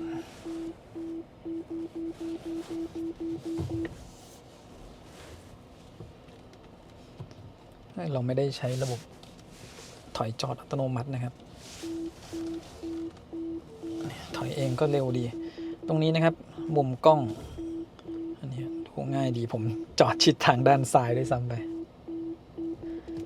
ระยะทางที่ขับมาตอนนี้510กิโลเมตรนะครับค่าเฉลี่ยการใช้พลังงานอยู่ที่17กิโลวัตต์อเวอร์ต่อ100กิโลเมตรแบตเตอรี่เหลืออยู่ 12% นะครับแล้วก็ถ้าเป็นค่าเฉลี่ยการใช้พลังงานรวมจะอยู่ที่ 17.2 กิโลวัตต์อเวอร์ต่อ100กิโลเมตรนะครับมีพลังงานคงที่ตรงนี้เพิ่มขึ้นมา1กิโลวัตต์อเวอร์ช่วงที่จอดรถนะครับแล้วก็สำหรับ EV Hub มาถึงจุดนี้ 209.7 กิโลเมตรทีนี้มาดูค่าเฉลี่ยการใช้พลังงานจาก EV Hub มาถึงจุดนี้อยู่ที่ 18.4 กิโลวัตต์อเวอร์ต่อ100กิโลเมตรนะครับความเร็วที่ใช้อยู่ในช่วง120 กิโลเมตรต่อชั่วโมงและมาดูที่แผนที่นะครับตอนนี้เนี่ยเรากดนำทางไว้เขาบอกว่าแบตเตอรี่เนี่ยไม่พอที่จะขับไปถึงโรงแรมนะครับระหว่างชาร์จเราก็มาดูที่ตรงนี้ได้เลยนะครับแบตเตอรี่มันจะเพิ่มขึ้นมาเรื่อยๆผมคำนวณคร่าวๆนะครับเราจะต้องขับไปอีก174กิโลเมตรถ้าคำนวณแบบน้อยสุดเลยแบตเตอรี่ 1% วิ่งได้4กิโลเมตรนะครับอย่างน้อยเราจะต้องมี 50% แต่ถ้าขับใกล้เคียงกับที่ขับมาเมื่อกี้นะครับชาร์จขึ้นไป 40% เนี่ยก็พอเหมือนกันนะครับ5-4-20มันก็น่าจะขับได้สักประมาณ200กิโลเมตรแต่เราจะไปอีก174กิโลเมตรแต่ถ้าเราชาร์จแค่ 40% เนี่ยไปถึงแบตเตอรี่อาจจะเหลือประมาณสัก 5% นะครับเดี๋ยวลองชาร์จดูก่อนนะเราจะใช้เวลาชาร์จในการชาร์จไปถึง 40% หรือ 50% ใช้เวลากี่นาทีนะครับเริ่มชาร์จที่แบตเตอรี่ 12% นะครับผ่านมาแค่นาทีเดียวได้แบตเตอรี่เพิ่มขึ้นมา 2% แล้วนะครับแล้วก็กำลังไฟเนี่ยก็แทบจะเต็มกำลังของตู้เลยแหละก็150กิโลวัตต์นะครับเข้าเต็มได้อย่างนี้จนถึงประมาณแบตเตอรี่80กว่า%เลยนะครับแล้วก็เดี๋ยวผมจะพาจับเวลาให้ดูนะครับว่าแบตเตอรี่ 1% เนี่ยใช้เวลากี่วินาทีสำหรับกำลังไฟ150กิโลวัตต์นะครับเมื่อกี้กดไม่ทันนะครับเดี๋ยวเริ่มจับจากแบตเตอรี่17ขึ้นไป 18% นะครับใช้เวลาประมาณ29วินาทีนะครับได้แบตเตอรี่เพิ่มขึ้นมา 1% ก็ประมาณ30วินาทีถ้าเรามาชาร์จเต็มกับตู้150กิโลวัตต์เนี่ย1นาทีได้แบตเตอรี่ 2% ผ่านมา3นาทีกว่านะครับได้แบตเตอรี่เพิ่มขึ้นมาแล้ว 8% ถ้าเราคำนวณคร่าวๆเลยนะสมมุติว่าเรามาถึงแบตเตอรี่เหลือ 10% ชาร์จขึ้นไป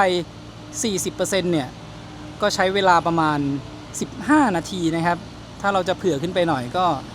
สัก20 นาทีก็เหลือแล้วนะครับเดี๋ยวลองดูนะแล้วก็ตอนนี้กระแสไฟใช้แค่219 แอมป์นะครับเพราะว่าแรงดันไฟของคันนี้เนี่ยอยู่ที่685 โวลต์นะครับใช้กระแสไฟ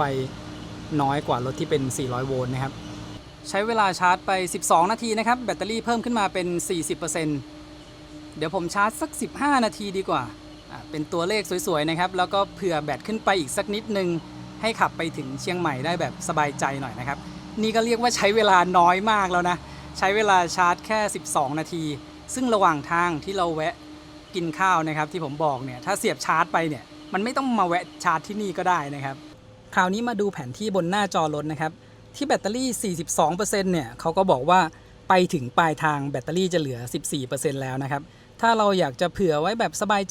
ใจเนี่ยก็เผื่อขึ้นไปสัก 20% ก็ได้นะครับจริงๆแล้วที่เราชาร์จมา12 นาทีเมื่อกี้เนี่ยมันใกล้เคียงกับที่เขาคำนวณให้เลยนะครับที่เขาบอกให้เราแวะชาร์จที่ตาก12 นาทีไปถึงปลายทางแบตเตอรี่จะเหลือประมาณ 15% นะครับนี่ก็ชาร์จมา12 นาทีพอดีนะครับใกล้เคียงเลยและถ้ามาดูจอด้านหน้าคนขับนะครับจากแบตเตอรี่ 43% เนี่ยชาร์จขึ้นไปจนเต็ม 100% ใช้เวลาแค่32 นาทีนะครับกับตู้150 กิโลวัตต์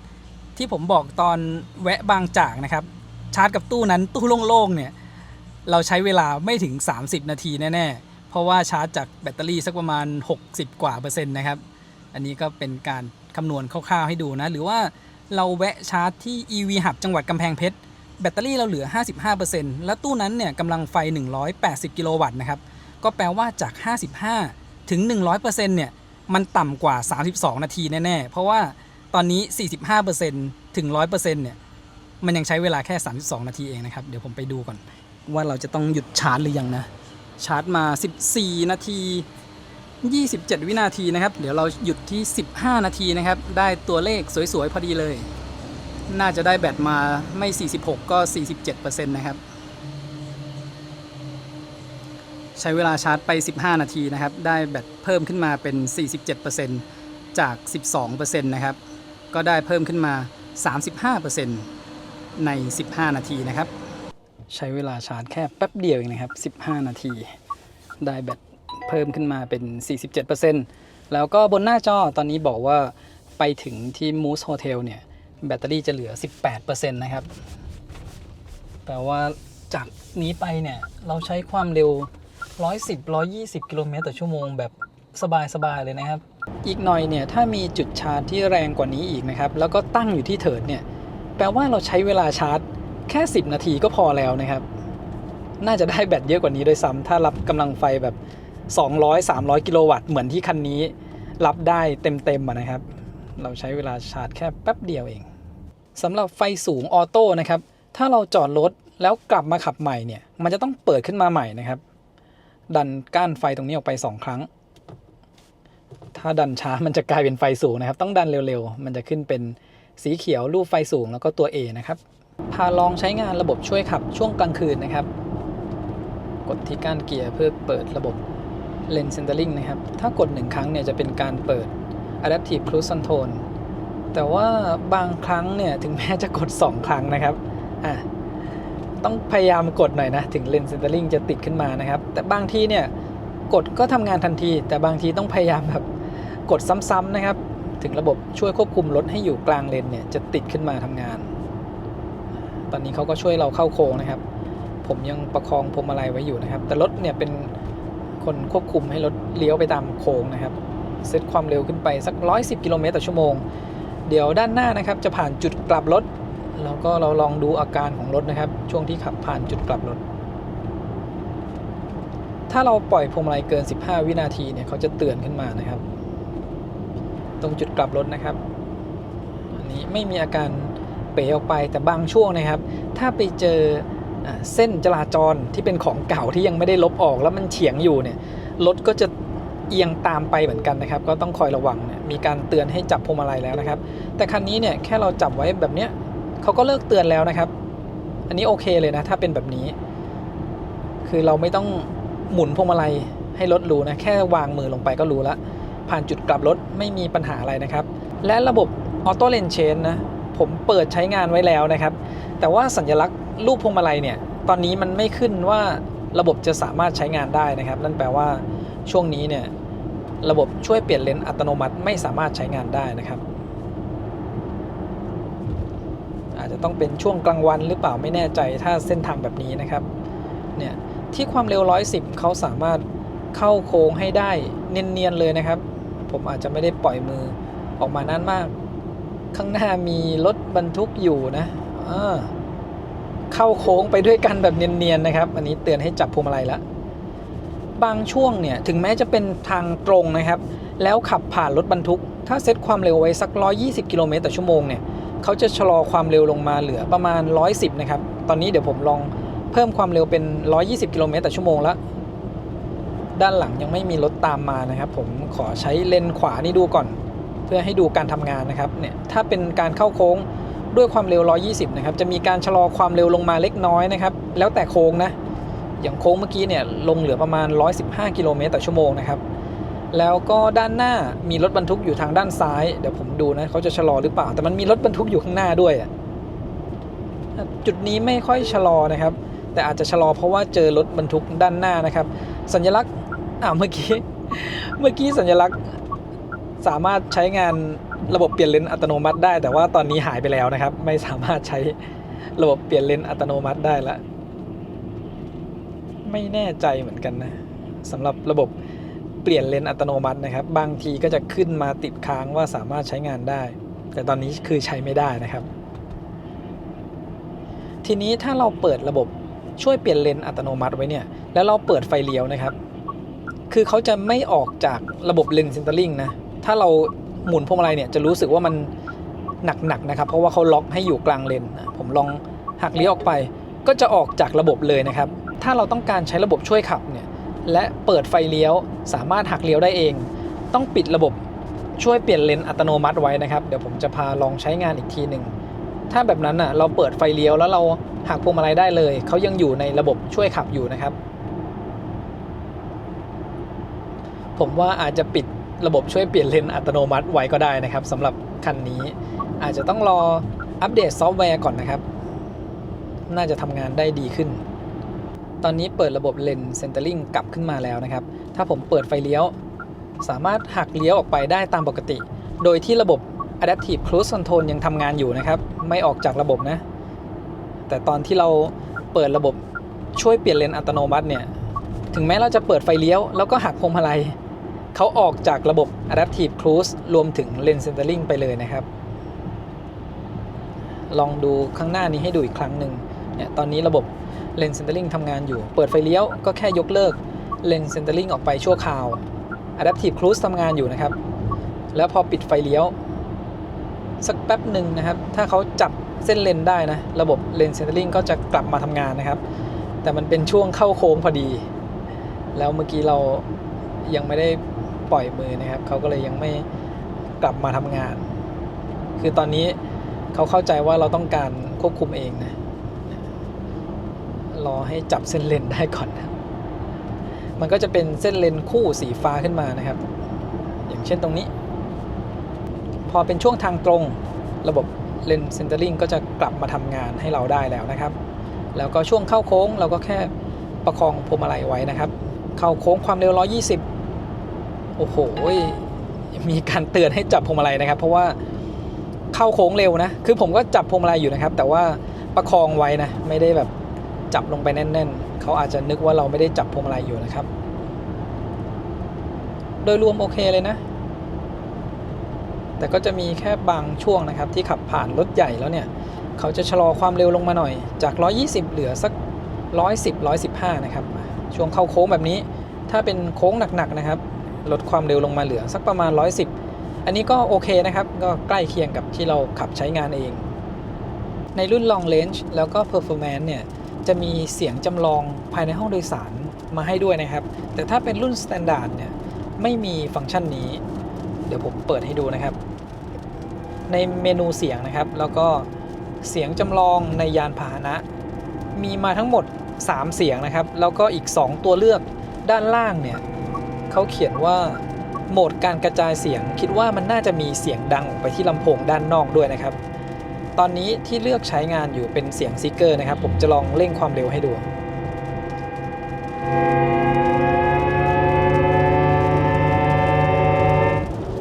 เสียงเป็นแบบนี้นะครับและถ้าเรายกเท้าออกจากคันเร่งก็จะเป็นอีกเสียงหนึ่งเหมือนว่าไหลๆไปนะครับ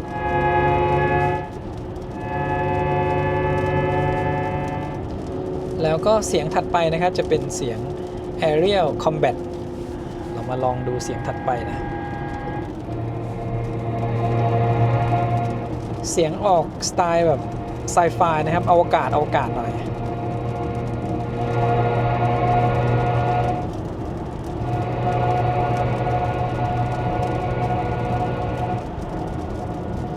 แล้วก็ดูเสียงที่3นะครับ Mechanical Era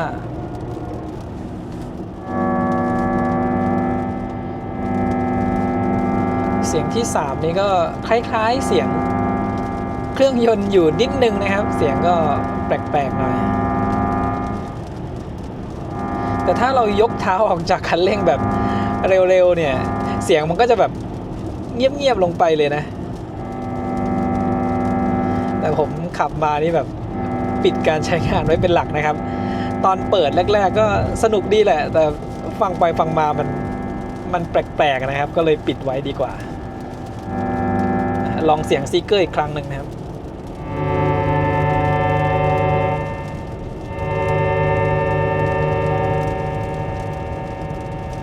มันจะดังแรงก็ตอนที่เราเร่งความเร็วขึ้นมานะครับแต่ถ้าเป็นช่วงเราแช่เท้าไว้ยาวๆเนี่ยแช่เท้าไว้มันจะดังแบบเบาๆนะครับประมาณนี้ลองเร่ง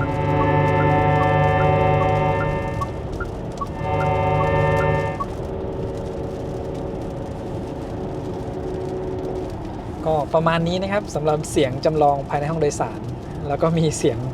ฝนตกด้วยนะครับถือว่าโอเคเลยนะที่ผมดูพยากรณ์อากาศไว้นะครับอย่างน้อยเนี่ยมาถึงจุดชาร์จแล้วฝนยังไม่ตกนะถ้ามาถึงช้ากว่านี้อีกนิดนึงนะผมว่าฝนน่าจะตกละตอนที่เราถึงเถิดนะครับมาถึงโรงแรมที่เชียงใหม่แล้วนะครับแบตเตอรี่เหลืออยู่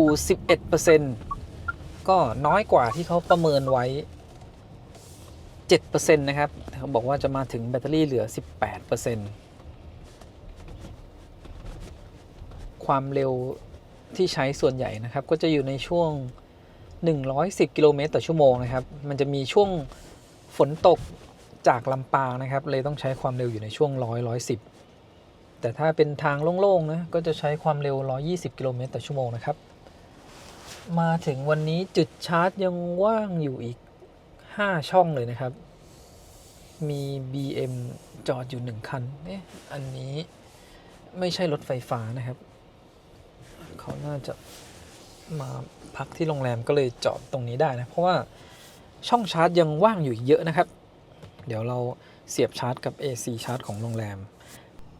ระยะทางที่ขับมาทั้งหมดวันนี้ 681.6 กิโลเมตรค่าเฉลี่ยการใช้พลังงานบนหน้าจอตรงนี้ 17.9 กิโลวัตต์อเวอร์ต่อ100 กิโลเมตรนะครับและแบตเตอรี่เราเหลืออยู่ 11% ชาร์จ 47% จากที่เถินมาถึงที่นี่นะครับและมาดูการใช้พลังงานทั้งหมดนะครับใช้พลังงานไป 123.7 กิโลวัตต์อเวอร์นะครับถ้าเราคำนวณเป็นค่าเฉลี่ยการใช้พลังงานทั้งหมดนะครับก็จะได้ 18.14 กิโลวัตต์อเวอร์ต่อ100 กิโลเมตรคราวนี้เนี่ยผมกด GPS จับระยะทางมาด้วยนะครับระยะทาง GPS ที่ขับมาจริงๆเนี่ย688 กิโลเมตรแต่ว่าระยะทางทริปบนหน้าจอ681 กิโลเมตรนะครับก็ต่างกันอยู่เกือบ7 กิโลเมตรเลยนะครับแปลว่าระยะทางที่เราวิ่งจริงเนี่ยมันมากกว่านี้ไปอีกถ้าคิดเป็นค่าเฉลี่ยการใช้พลังงานเนี่ยก็จะต่ำลงมากว่านี้อีกนิดนึงนะครับอาจจะอยู่ประมาณสัก 17.9 กิโลวัตต์อเวอร์แล้วก็คำนวณค่าใช้จ่ายในการเดินทางนะครับถ้าเราคำนวณว่าเราชาร์จกับตู้ที่เป็นค่าใช้จ่าย 7.5 บาทตลอดการเดินทางแล้วก็ชาร์จ DC ตั้งแต่ต้นทางมาถึงปลายทางชาร์จ DC นะครับก็เอาไฟที่เราใช้ตรงนี้นะครับ123.8 หน่วยคูณกับ 7.5 นะครับก็จะประมาณ928 บาทชาร์จจริงเนี่ยก็อาจจะแพงขึ้นไปกว่านี้อีกนิดนึงนะครับเอาวันนี้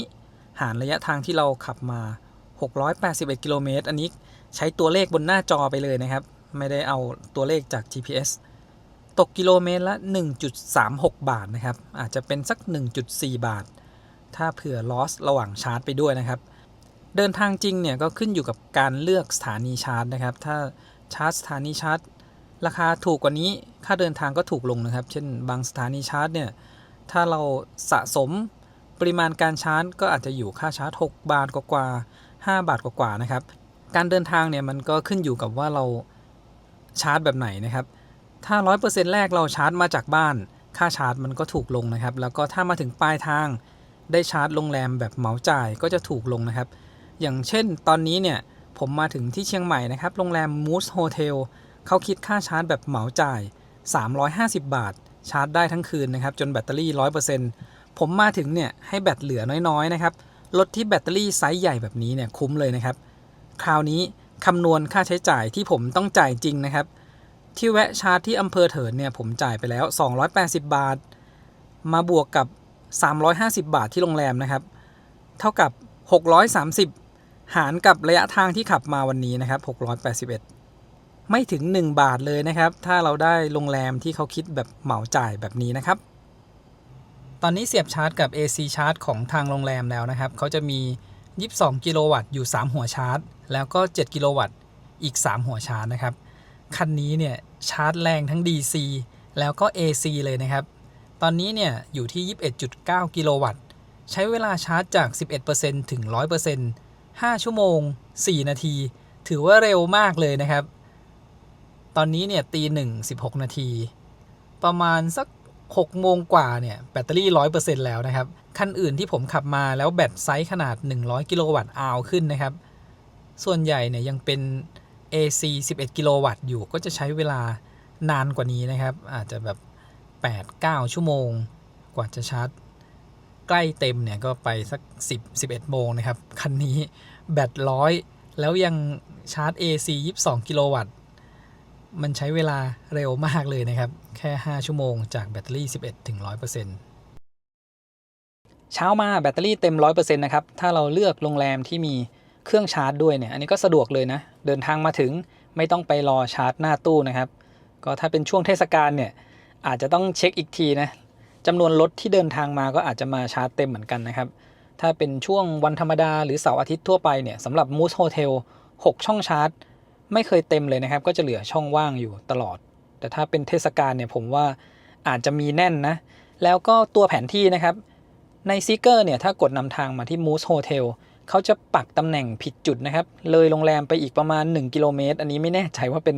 โรงแรมอะไรนะครับแล้วก็เมื่อคืนผมไม่ได้ยกเลิกการนำทางพอเรากลับมาขับรถใหม่เนี่ยเขายังนำทางต่อให้เรานะครับยังไม่ได้ยกเลิกออกไปนี่กดยกเลิกการนำทางนะครับแล้วก็ตอนนี้แบตเตอรี่ลดลงมาเหลือ 99% นะครับระหว่างที่จอดแล้วก็เปิดแอร์อยู่ตอนนี้เดี๋ยววันนี้เราจะเดินทางไปอ่างขางกันนะครับคิดว่าวันนี้น่าจะเจอฝนนะเมื่อคืนเนี่ยมาเจอฝนช่วงใกล้ๆถึงเชียงใหม่นะครับจากลำปางถึงเชียงใหม่แล้วก็วันนี้เท่าที่ดูพยากรณ์อากาศเนี่ยเราไปถึงอ่างขางก็อาจจะต้องเจอฝนนะครับเมื่อสัก 2-3 อาทิตย์ก่อนนะครับคิดว่ามาเชียงใหม่ช่วงนี้เนี่ยน่าจะไม่เจอฝนปรากฏว่าพายุเข้านะครับอาทิตย์หน้าก็น่าจะไม่มีฝนแล้วนะเข้าสู่ช่วงฤดูหนาวนะครับทดสอบการรีเจนที่แบตเตอรี่ 99% นะครับเดี๋ยวผมจะเลือกให้เป็นรีเจนแบบหนักสุดใช้ความเร็วประมาณ100กิโลเมตรต่อชั่วโมงนะครับ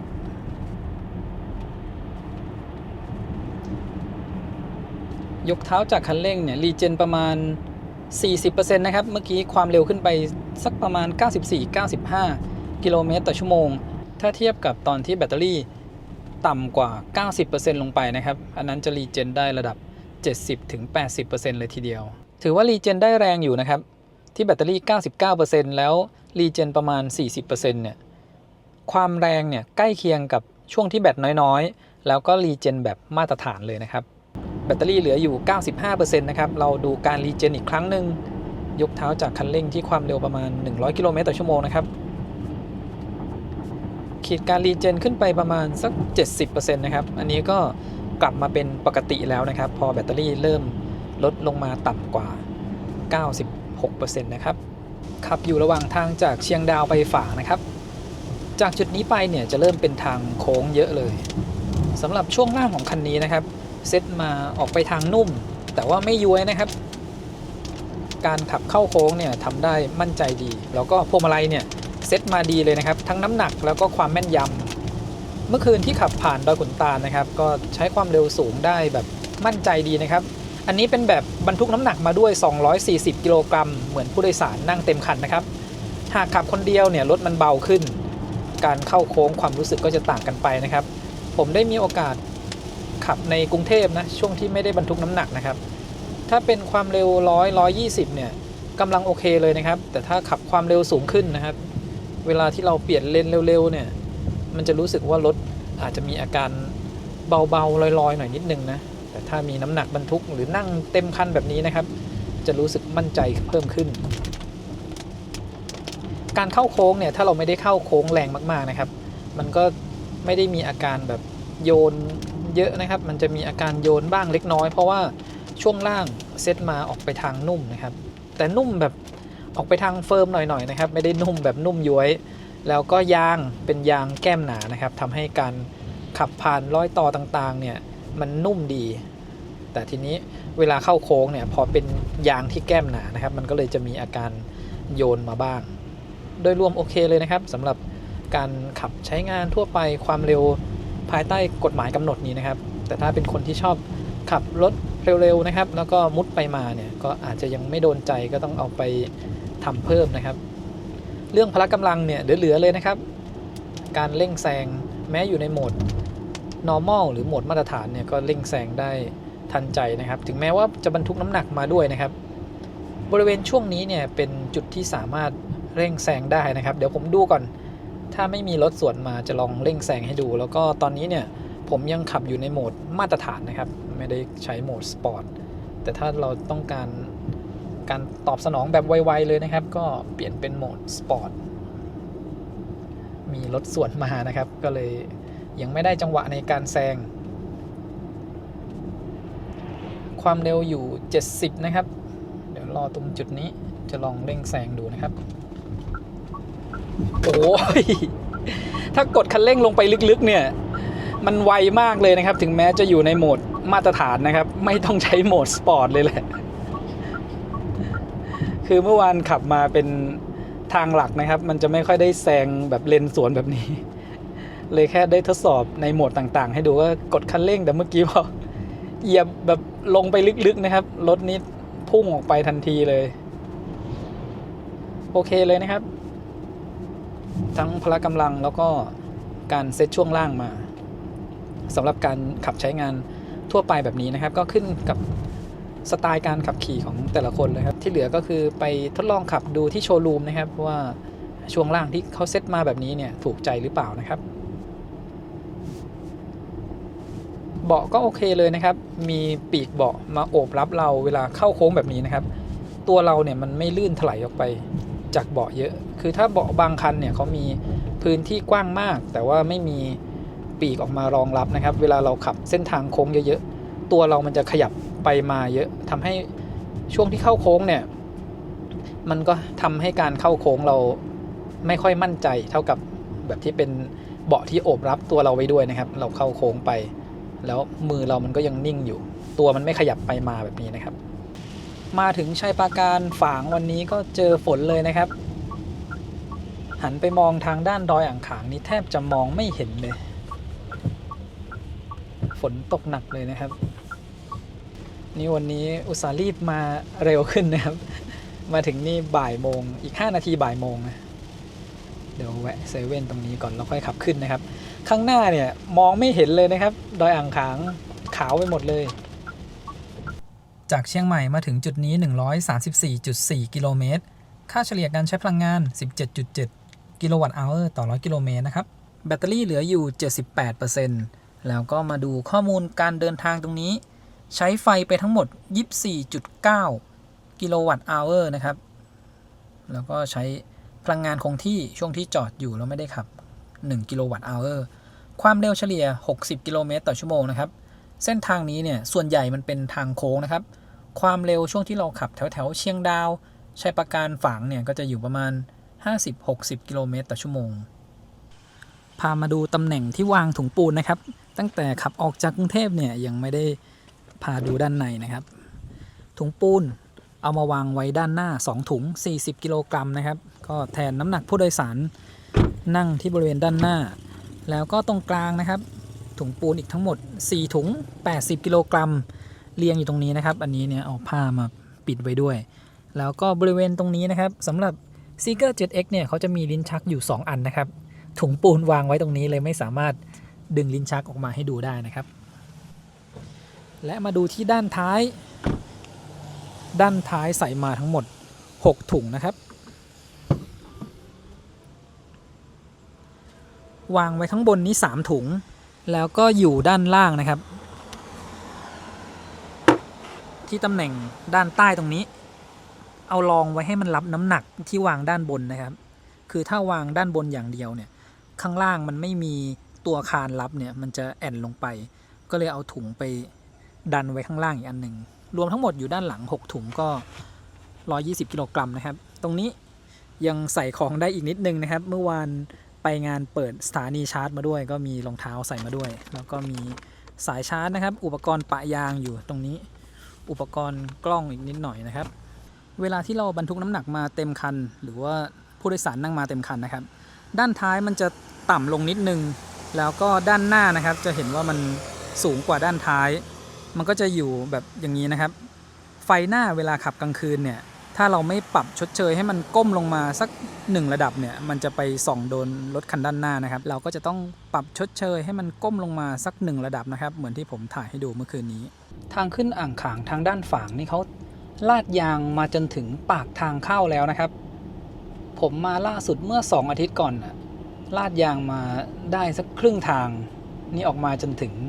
ปากทางแล้วถนนเรียบดีเลยนะครับ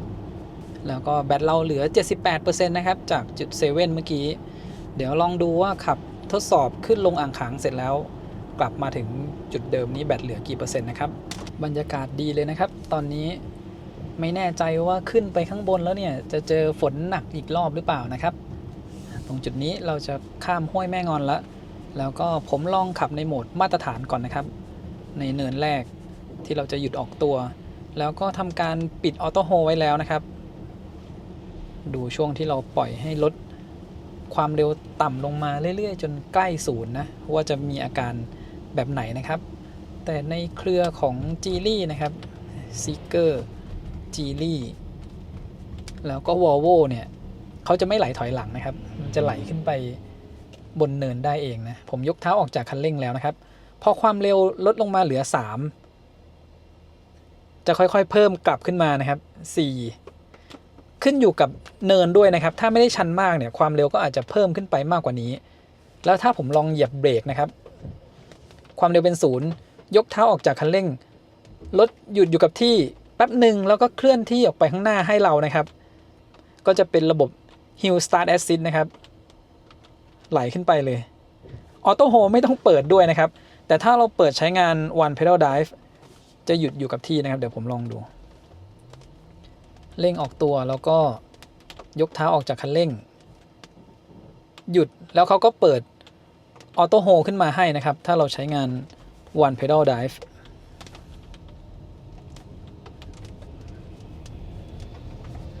วันนี้ถนนเปียกนะครับอาจจะไม่ได้ลองเหยียบออกตัวแบบแรงๆมาลองดูในโหมดสปอร์ตนะครับ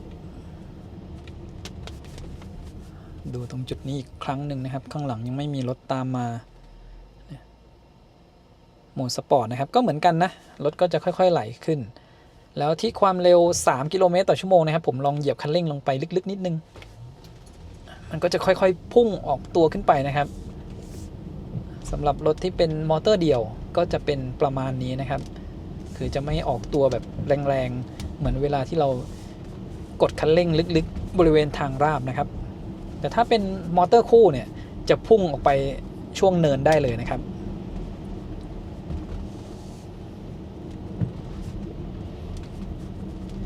ดูจากพละกำลังนะครับแล้วก็ความรู้สึกในการกดคันเร่งตอนนี้เนี่ยขึ้นสบายๆครับขึ้นเนิน แล้วก็เซตรถมาแบบไม่ให้ไหลถอยหลังช่วงขึ้นเนินด้วยแบบนี้ก็ดีสำหรับคนที่มาขับขึ้นดอยครั้งแรกๆนะครับขึ้นดอยชันๆเนี่ยเวลาขับเทศกาลเจอรถเยอะๆรถติดเวลายกเท้าออกจากคันเร่งรถก็ไม่ถอยหลังแบบนี้ทำให้การขับเที่ยวสนุกขึ้นนะครับแล้วก็ไม่กังวลบรรยากาศกำลังดีเลยนะครับช่วงหลังฝนตกมองไปด้านหน้านี่เห็นเมฆหมอกเพียบเลยผมอาจจะต้องขับให้มันกินเลนนิดนึงนะครับถ้าเป็นช่วงที่ไม่มีรถสวนมาเพราะถ้าเราสังเกตไปที่บริเวณขอบทางเนี่ยไม่แน่ใจเหมือนกันนะครับว่าบางจุดอาจจะมีพวกก้อนหินอยู่อย่างเช่นตรงนี้ต้นไม้ก็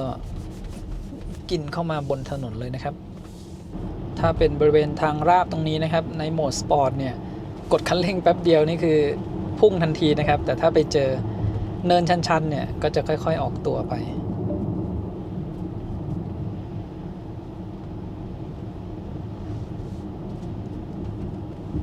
วันนี้นี่ถนนเปียกอยู่ก็อาจจะต้องขึ้นแบบ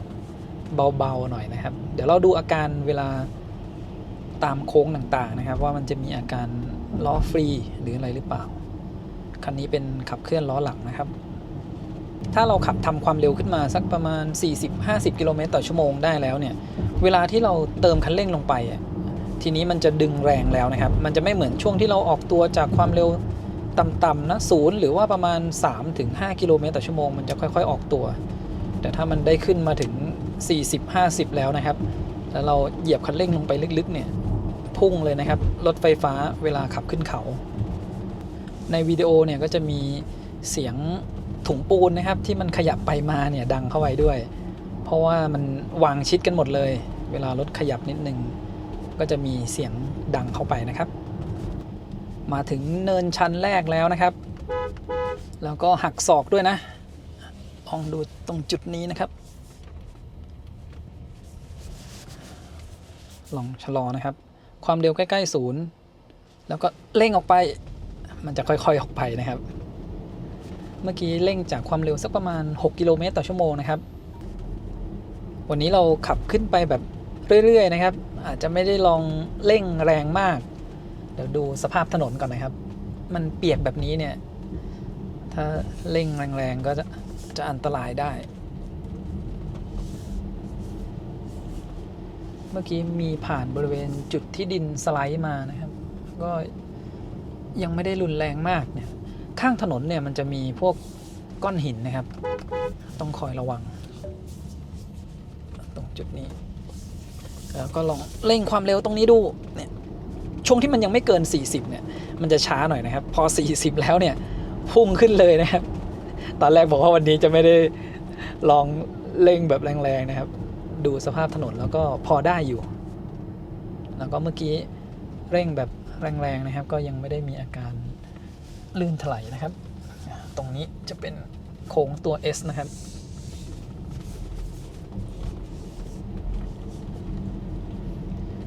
เติมคันเร่งขึ้นไปได้เรื่อยๆเลยนะครับตรงนี้พื้นลื่นนะครับระบบ traction control ทำงานขึ้นมานิดนึงมีเสียงการทำงานแล้วก็ตัดแรงตัดกำลังลงไปนิดหน่อยนะครับ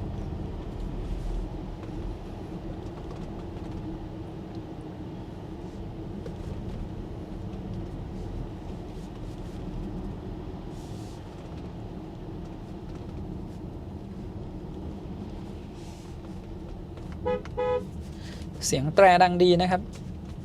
สมมติว่าเรามาเที่ยวช่วงเทศกาลเนี่ยเราก็ขับขึ้นไปเรื่อยๆแบบนี้หากต้องหยุดรถเนี่ยก็ไม่มีอะไรน่าห่วงนะครับคันนี้ไม่ไหลถอยหลังแต่ถ้ามาเส้นนี้นะครับดอยอ่างขางให้ระวังหินบริเวณด้านข้างทางนะครับ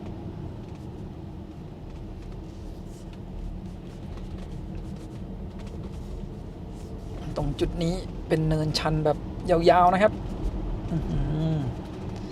เร่งแป๊บเดียวเนี่ยความเร็วขึ้นมา70แล้วตรงนี้เลยนะครับดูอาการช่วงเราขับชิดๆเลยนะถ้าค่อยๆขึ้นไปเนี่ยมันก็ไม่มีอะไรนะครับล้อมันยังไม่ลื่น traction control ก็ไม่ทำงานนะครับจะมีช่วงที่เป็นโค้งตัว S แล้วผมเร่งขึ้นแรงๆหน่อยมาถึงตรงจุดพักรถแล้วนะครับดีว่าตอนนี้เนี่ยข้างบนฝนไม่ตกนะครับตอนแรกก็ห่วงถ้ามาถึงแล้วแบบฝนหนักๆขับขึ้นนี่ก็ต้องระมัดระวังกว่านี้อีกเนี่ยรถคันนี้เขาจอดน่าจะรอให้เครื่องเย็นขึ้นหน่อยเมื่อกี้จะได้ยินเสียงเตือนมานะครับก็ผมสังเกตไม่ทันน่าจะมีเตือนเรื่องค่อมเลนด้วยหรือเปล่าแล้วก็เตือนว่าเรากำลังจะไปชนรถคันด้านหน้าคือผมยังเร่งความเร็วอยู่นะครับแล้วมีรถคันนั้นเขาจอดอยู่คันนี้เนี่ยตัวระบบช่วยเบรกทำงานโอเคนะครับเขาจะเบรกก่อนแบบเหมือนแตะเบรกลงไปเบาๆให้ก่อน1ครั้งไม่ได้เป็นแบบเบรกหน้าทิ่มหัวขมำเหมือนยี่ห้ออื่นๆนะครับระหว่างที่ขับมาเนี่ยบางโค้งเราเข้าโค้งเราก็เห็นอยู่ว่าระยะที่เราเว้นห่างจากรถคันหน้ามันโอเคแต่ระบบช่วยเบรกเนี่ยทำงานแต่ว่าก็โอเคนะครับมันจะเหมือนเราแตะเบรกลงไปนิดนึงแล้วก็ปล่อยนะครับอันนี้โอเคเลยตรงจุดนี้ก็เป็นเนินชันยาวๆอีก1จุดนะครับมาถึงโค้งหน้าตรงนี้แล้ว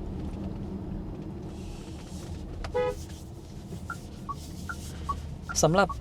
ทางชันต่างๆนะครับบางจุดเขาก็จะมีป้ายบอกไว้ว่าชันกี่เปอร์เซ็นต์ซึ่งตัวเลขเปอร์เซ็นต์เนี่ยมันหมายถึงความสูงที่เพิ่มขึ้นในระยะทาง100เมตรนะครับจากจุดเริ่มต้นไปจนถึงจุดปลายทางเนี่ยว่าเพิ่มขึ้นกี่เมตรเช่น 8% ก็คือใน100เมตรนั้นน่ะความสูงมันเพิ่มขึ้นไป8เมตรนะครับคือถ้านับเป็นองศามันอาจจะเป็นองศาชันๆแค่สั้นๆบางตำแหน่งมันก็บอกเป็นแบบภาพรวมไม่ได้เขาเลยเรียกเป็นเปอร์เซ็นต์อันนี้มันยังพอเห็นภาพแบบในระยะ100เมตรนะครับเช่น 40% เนี่ยแปลว่า100เมตรเนี่ยความสูงเพิ่มขึ้นเท่ากับตึก10กว่าชั้นเลยนะครับตรงนี้ผมลองยกเท้าจากคันเร่งนะครับมีเสียงรถตามขึ้นมาหรือเปล่าไม่มีนะเนี่ยอยู่ในโค้งแบบนี้นะครับรถก็ไหลขึ้นไปเองได้เรื่อยๆนะครับคราวนี้เราลองเร่งความเร็วขึ้นไปโอเคเลยนะค่อยๆเหยียบขึ้นไปเนี่ย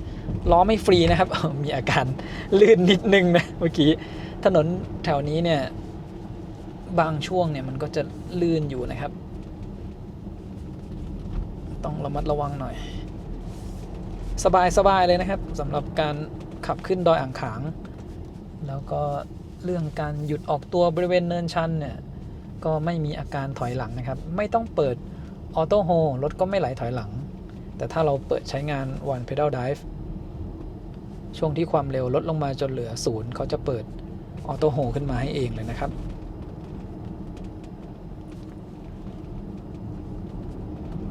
พอขึ้นมาถึงด้านบนนี้ก็มีหมอกแล้วก็อุณหภูมิภายนอก19องศานะครับผมดูพยากรณ์อากาศเนี่ยอาทิตย์หน้าเนี่ยจะเหลือประมาณ15องศานั่นเป็นอุณหภูมิด้านล่างนะครับด้านบนก็น่าจะมีสิทธิ์ต่ำกว่า10องศาได้นะถ้าข้างล่าง15องศาบรรยากาศดีเลยนะครับบนนี้ดูจากสภาพแล้วน่าจะฝนตกไม่ได้แรงมากนะด้านบนแบตเตอรี่เหลืออยู่ 65% นะครับบริเวณห้วยแม่งอนผมก็ลืมสังเกตนะโมแต่โมอยู่แบตเตอรี่น่าจะเหลือประมาณ 76-77% นะครับ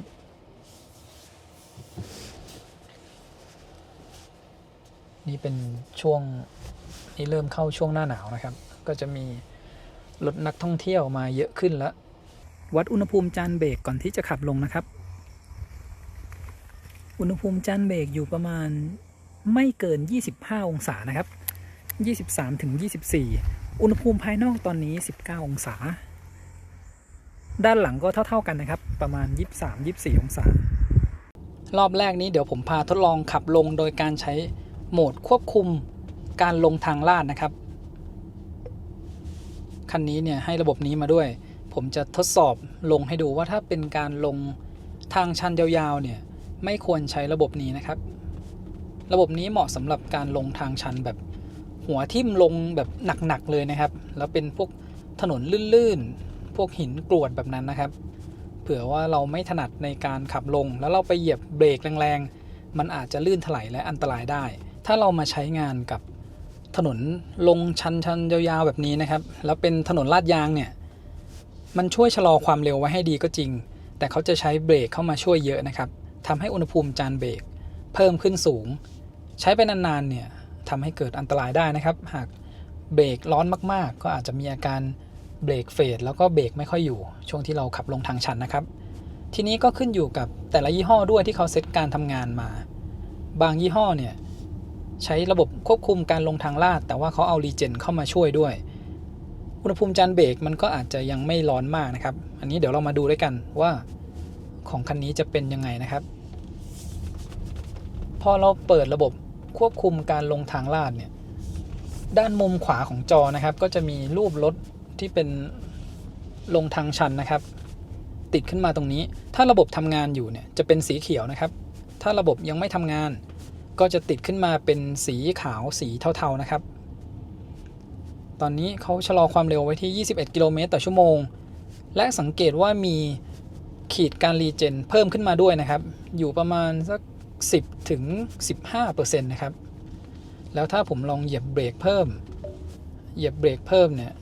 รีเจนยังไม่เพิ่มตามนะครับแต่จะมีการรีเจนเบาๆอยู่ด้วยนะครับเดี๋ยวเราจะรู้ก็ต่อเมื่อไปวัดดูอุณหภูมิจานเบรกถ้ามันร้อนมากๆก็คือใช้เบรกเป็นส่วนใหญ่แล้วก็ใช้รีเจนเข้ามาช่วยนิดหน่อยนะครับในหลายๆคันเนี่ยที่ผมทดสอบให้ดูแค่เราลงไปตรงจุดพักรถนะครับอุณหภูมิจานเบรกก็เพิ่มขึ้นมาประมาณ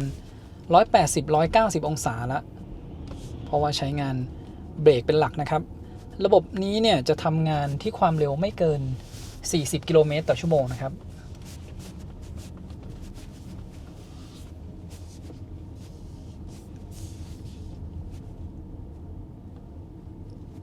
ที่ความเร็วประมาณ20 กิโลเมตรต่อชั่วโมงนะครับเนี่ยก็จะมีขีดการรีเจนขึ้นมาให้ได้เห็นอยู่แบบนี้บางคันเนี่ยพอเราเปิดระบบ Hill Descent Control นี้นะครับตัวควบคุมการลงทางลาดเนี่ยเขาจะตัดรีเจนออกไปเลยนะครับให้เราสังเกตที่ขีดการรีเจนนะเวลาที่เราขับลงเขาแบบนี้นะครับขีดการรีเจนควรจะสูงยิ่งดีนะครับใช้มอเตอร์มาหน่วงความเร็วบางยี่ห้อเขาก็จะบอกเป็นกิโลวัตต์บางยี่ห้อก็จะบอกเป็นเปอร์เซ็นต์นะครับช่วงลงเขาเนี่ยมันก็จะเป็นค่าติดลบเพราะว่ารีเจนไฟกลับเข้ามานะครับช่วงที่เราใช้พลังงานเหยียบคันเร่งมันก็จะเป็นบวกก็คือเปอร์เซ็นต์การใช้พลังงานนั่นเอง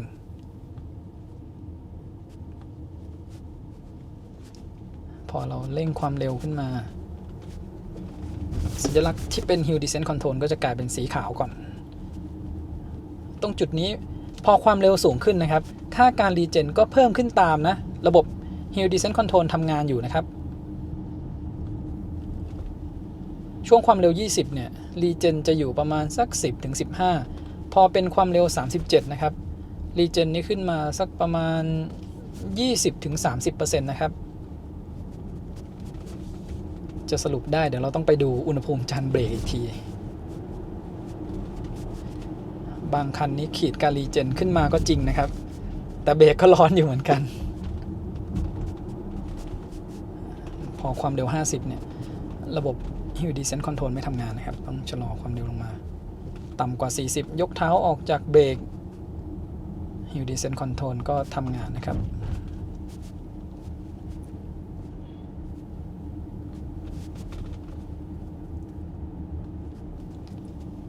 ตรงนี้ก็จะถึงจุดพักรถแล้วนะครับโชคดีนะขึ้นมาแล้วฝนหยุดตกนะครับตอนแรกผมห่วงว่าถ้าฝนตกหนักๆเนี่ยมันจะจอดลงไปวัดอุณหภูมิจานเบรกยากนะมาดูที่อุณหภูมิจานเบรกนะครับมีกลิ่นเบรกออกมานิดนึงแต่อุณหภูมิจานเบรกก็อยู่แค่ประมาณ143องศานะครับถ้าแบบนี้เนี่ยแสดงว่ามีการใช้รีเจนช่วยในระดับหนึ่งถ้าไม่เอารีเจนเข้ามาช่วยเลยนะครับอุณหภูมิจะขึ้นไปประมาณ180 ถึง 190องศาด้านหน้าอุณหภูมิสูงสุด139นะครับแล้วก็มาดูที่ด้านหลัง ด้านหลังอุณหภูมิสูงสุดประมาณ132องศานะครับถ้าดูอุณหภูมิบริเวณจานเบรกที่สัมผัสกับผ้าเบรกจริงๆเนี่ยประมาณ80กว่าองศาแต่อุณหภูมิมันจะไปสะสมอยู่ที่ขอบจานเบรกนะครับอันนี้ก็เป็นปกตินะถือว่าอุณหภูมิจานเบรกเพิ่มขึ้นยังไม่เยอะนะครับอันนี้เขาเอาระบบการรีเจนเข้ามาช่วยก็โอเคนะ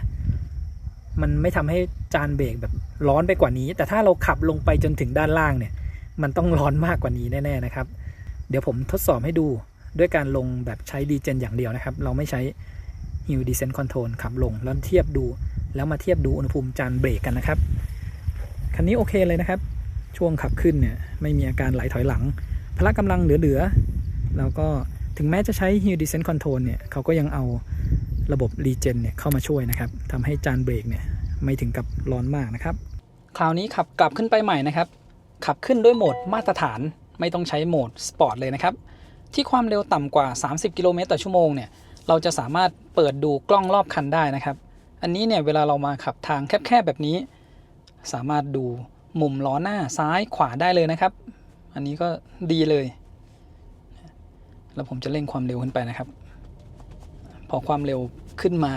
20กิโลเมตรต่อชั่วโมงอันนี้ก็ตัดลงไปแล้วก็ถ้าระหว่างที่เราขับอยู่แล้วความเร็วมันมากกว่า30เนี่ยก็จะไม่สามารถเปิดกล้อง360องศาได้นะครับตรงนี้ลองกดเปิดให้ดูก็จะมีข้อความขึ้นมาบอกนะครับอันนี้เตือนเหมือนกับรอบแรกเลยนะครับเพราะว่าเราขับพุ่งเข้ามาหารถที่กำลังจอดอยู่กับที่แต่เมื่อกี้เนี่ยแค่มีข้อความเตือนนะครับไม่ได้มีอาการเบรกเหมือนกับรอบแรกเนี่ยในโหมดมาตรฐานธรรมดานะครับแล้วก็กดคันเร่งเบาๆรถก็แบบไปไม่ได้เหมือนบรรทุกหนักมาเลยนะครับขึ้นเขาได้แบบสบายๆเลยแหละในรอบแรกเรามีการทดสอบแบบหยุดแล้วก็เร่งออกตัวนะหรือจะลองหยุดตรงนี้ดูด้วยก็ได้นะครับนี่เป็นช่วงถนนที่แบบรถหลายคันเนี่ยจะมากำลังไม่ไหวแถวนี้นะครับคือมันชันมากนะตรงนี้เมื่อกี้ผมยกเท้าออกจากคันเร่งเนี่ยความเร็วลดลงมาจนเหลือ0ปุ๊บแล้วเขาก็ไหลขึ้นทันทีเลยนะไม่มีอาการแบบถอยหลังลงนะครับเนี่ยขึ้นไปได้เรื่อยๆแล้วก็กดคันเร่งเบาๆนะครับไปได้ละคือเราไม่ต้องพยายามแบบเค้นคันเร่งเลยนะครับแม้จะขับอยู่ในโหมดมาตรฐานนะครับขับมาเที่ยวเนี่ยก็ขับขึ้นเพลินๆไปเรื่อยๆนะครับดูวิวข้างทางเดี๋ยวอีกประมาณสักน่าจะ2 เดือนก็คงมีดอกไม้ให้ได้ดูกันแล้วนะครับสำหรับเส้นทางอ่างขาง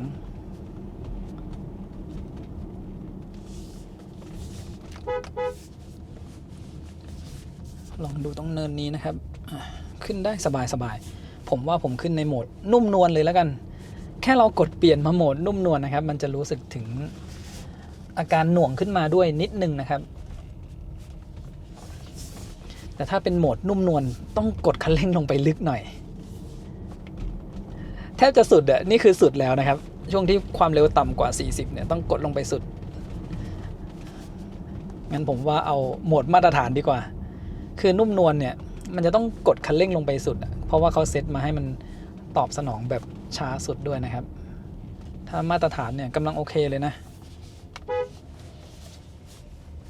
นี่นะครับแล้วเราก็กดคันเร่งขึ้นตามเนินไปตามปกติแบบนี้เลยเนี่ยไม่ต้องคอยแบบกดคันเร่งลงไปลึกๆแป๊บเดียวความเร็วพุ่งขึ้นมา70กว่าจะ80แล้วนะครับนี่คือขึ้นเนินชันอยู่นะ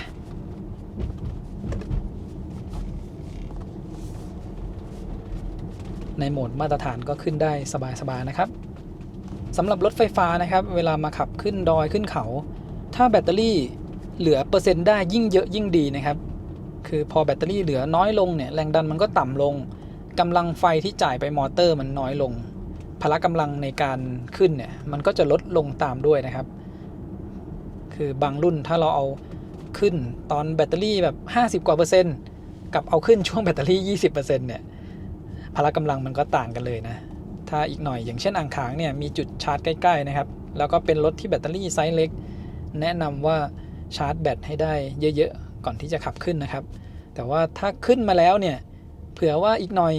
มีจุดชาร์จนะครับก็ไม่ต้องชาร์จแบตเตอรี่ เต็ม 100% นะครับเพราะว่าเวลาที่ขับลงเนี่ยมันจะไม่สามารถรีเจนได้เยอะนะครับก็จะไปใช้เบรกแทนจะทำให้จานเบรกร้อนได้นะครับมาลองนั่งด้านหลังดูนะครับตอนนี้เนี่ยเปิดทั้งกระจกด้านข้างเปิดทั้งด้านท้ายนะครับให้ลมภายนอกเนี่ยพัดผ่านเข้ามาอุณหภูมิภายนอกกำลังเย็นดีเลยนะครับอยู่ 19-20 องศาแล้วถ้าดูตอนนี้เนี่ยหมอกเพียบเลยนะครับผมนั่งอยู่ตรงนี้สักพักแล้วเบาะรู้สึกว่านั่งสบายดีอยู่นะครับเบาะนุ่มกำลังดีสำหรับผู้โดยสารด้านหลังเบาะด้านหน้าก็นุ่มดีเหมือนกันนะครับแต่ทีนี้เนี่ยจะนั่งสบายหรือไม่สบายก็ขึ้นอยู่กับสรีระด้วยนะครับและด้านหลังที่ตำแหน่งตรงนี้มีที่วางแขนให้มาด้วยนะครับสำหรับผมที่สูง160เซนเนี่ยพอวางแขนแล้วรู้สึกว่ามันสูงไปนิดนึงนะครับแล้วทีนี้เนี่ยเวลาที่เราปรับเบาะให้เอนหลังจนสุดนะครับคันนี้เป็นปรับไฟฟ้านะเวลาเราปรับเอนสุดเนี่ยบริเวณที่วางแขนมันจะชี้ขึ้นไปนิดนึงเดี๋ยวผมลองปรับตั้งขึ้นมาให้ดูพอพนักพิงตั้งขึ้นมาแล้วนะครับที่วางแขนเนี่ยรู้สึกว่าโอเคขึ้นนะครับถ้าเทียบกับตอนที่เราปรับให้มันเอียงลงไปจนสุดแขนเรามันจะเฉียงขึ้นแบบนี้แต่พอปรับตั้งขึ้นมาเนี่ยที่วางแขนรู้สึกว่าโอเคขึ้นแต่เบาะมันก็จะตั้งขึ้นกว่าเดิมนะครับชันกว่าเดิมถ้านั่งทางไกลยาวๆเนี่ยผมว่าปรับไว้ในตำแหน่งที่แบบเอียงสุดเลยเนี่ยกำลังโอเคนะครับสบายดีห้องโดยสารเนี่ยรู้สึกว่าโปร่งโล่งดีนะครับภายในที่เป็นสีขาวแบบนี้ก็รู้สึกว่าสว่างดีในรุ่น Long Range เราสามารถเลือกภายในที่เป็นสีขาวแล้วก็สีดำได้2สีนะครับแต่ถ้าเป็นรุ่น Standard เนี่ยภายในจะเป็นสีดำอย่างเดียวนะครับแล้วก็ตอนนี้เนี่ยเปิดม่านด้านบนไว้ด้วยนะครับเราก็สามารถดูวิวข้างบนไปด้วยได้เลยจากที่ได้ลองนั่งดูสักพักหนึ่งแล้วเนี่ยผมว่าเบาะด้านหลังก็นั่งสบายดีนะครับอันนี้ก็ต้องลองนั่งแบบยาวๆดูอีกทีนะผมแค่มาลองนั่งชมวิวนะครับนี่ก็น่าจะผ่านมาสักครึ่งชั่วโมงได้แล้ววิวกำลังดีแล้วก็อากาศดีด้วยนะครับวันนี้ตำแหน่งสำหรับที่รองศีรษะก็กำลังโอเคเลยนะครับสำหรับความสูง160เซนนะครับอันนี้เนี่ยรองรับศีรษะได้พอดีเลยนี่ก็มีมือจับตรงนี้มาให้ด้วยนะครับแล้วก็คันนี้เนี่ยให้ลำโพงมาแบบเยอะมากเลยนะครับสำหรับผมที่ได้ทดลองมาทั้ง2รุ่นนะครับรุ่น Standard และ Long Range ผมว่าลำโพงที่เขาให้มาเนี่ยโอเคเลยนะครับทั้งในรุ่นเริ่มต้นแล้วก็รุ่น Long Range ใครกำลังตัดสินใจอยู่นะครับแนะนำไปทดลองฟังที่ศูนย์ดูนะว่าในเรื่องของลำโพงเนี่ยรุ่น Standard โอเคหรือเปล่าหรือชอบในรุ่น Long Range มากกว่ากันนะครับเรื่องระยะทางรุ่น Long Range วิ่งได้ไกลกว่าเป็น100 กิโลเมตรแน่ๆเพราะแบตเตอรี่ที่ได้เพิ่มขึ้นมาประมาณ25 กิโลวัตต์อเวอร์นะครับส่วนการใช้พลังงานเนี่ยเท่ากันเลยนะครับอันนี้ก็ขึ้นอยู่กับรูปแบบการใช้งานนะครับถ้าเดินทางไกลเป็นส่วนใหญ่ได้รุ่น Long Range การแวะชาร์จเนี่ยก็ทำน้อยกว่าส่วนรุ่น Standard เนี่ยถึงแม้แบตจะเล็กกว่านะครับแต่ได้ในเรื่องชาร์จไวจนแบตแทบจะ 100% นะครับก็อาจจะต้องแวะชาร์จบ่อยกว่าหน่อยแต่ก็ใช้เวลาในการเดินทางไกลเนี่ยไม่นานนะครับเพราะว่าแบตที่เขาให้มาเนี่ยชาร์จได้แรงและเร็วดีมากนะครับตอนนี้หมอกลงหนักเลยนะครับเดี๋ยวถ่ายให้ดูรอบๆก่อนแล้วผมจะพาดูรอบรถกับในรถนิดหน่อยนะครับเพราะว่ามันมีถุงปูนอยู่อาจจะดูได้ไม่เยอะเนี่ยถนนแทบจะมองไม่เห็นเลยนะครับเมื่อกี้แล้วก็ตอนนี้เนี่ยเริ่มเคลื่อนไปบ้างแล้วนะครับสำหรับหมอกก่อนหน้านี้สักครึ่งชั่วโมงเนี่ยยังแดดออกอยู่เลยนะครับโชคดีว่าขึ้นมาแล้วเนี่ยฝนไม่ตกโอเคเดี๋ยวเรามาดูที่รถกันนะครับสำหรับคันนี้เนี่ยทางด้านหน้านะครับช่องรับลมด้านล่างตรงนี้มันจะเป็น Adaptive Grille นะครับก็สามารถเปิดปิดได้ออโต้เวลาที่ต้องการรับลมแล้วก็ฝากระโปรงด้านหน้าเนี่ยเวลาที่เราจะเปิดเนี่ยต้องกดเปิดบนจอนะครับเดี๋ยวจะเปิดให้ดูก็จะมีที่เก็บของอยู่ด้านหน้านะครับ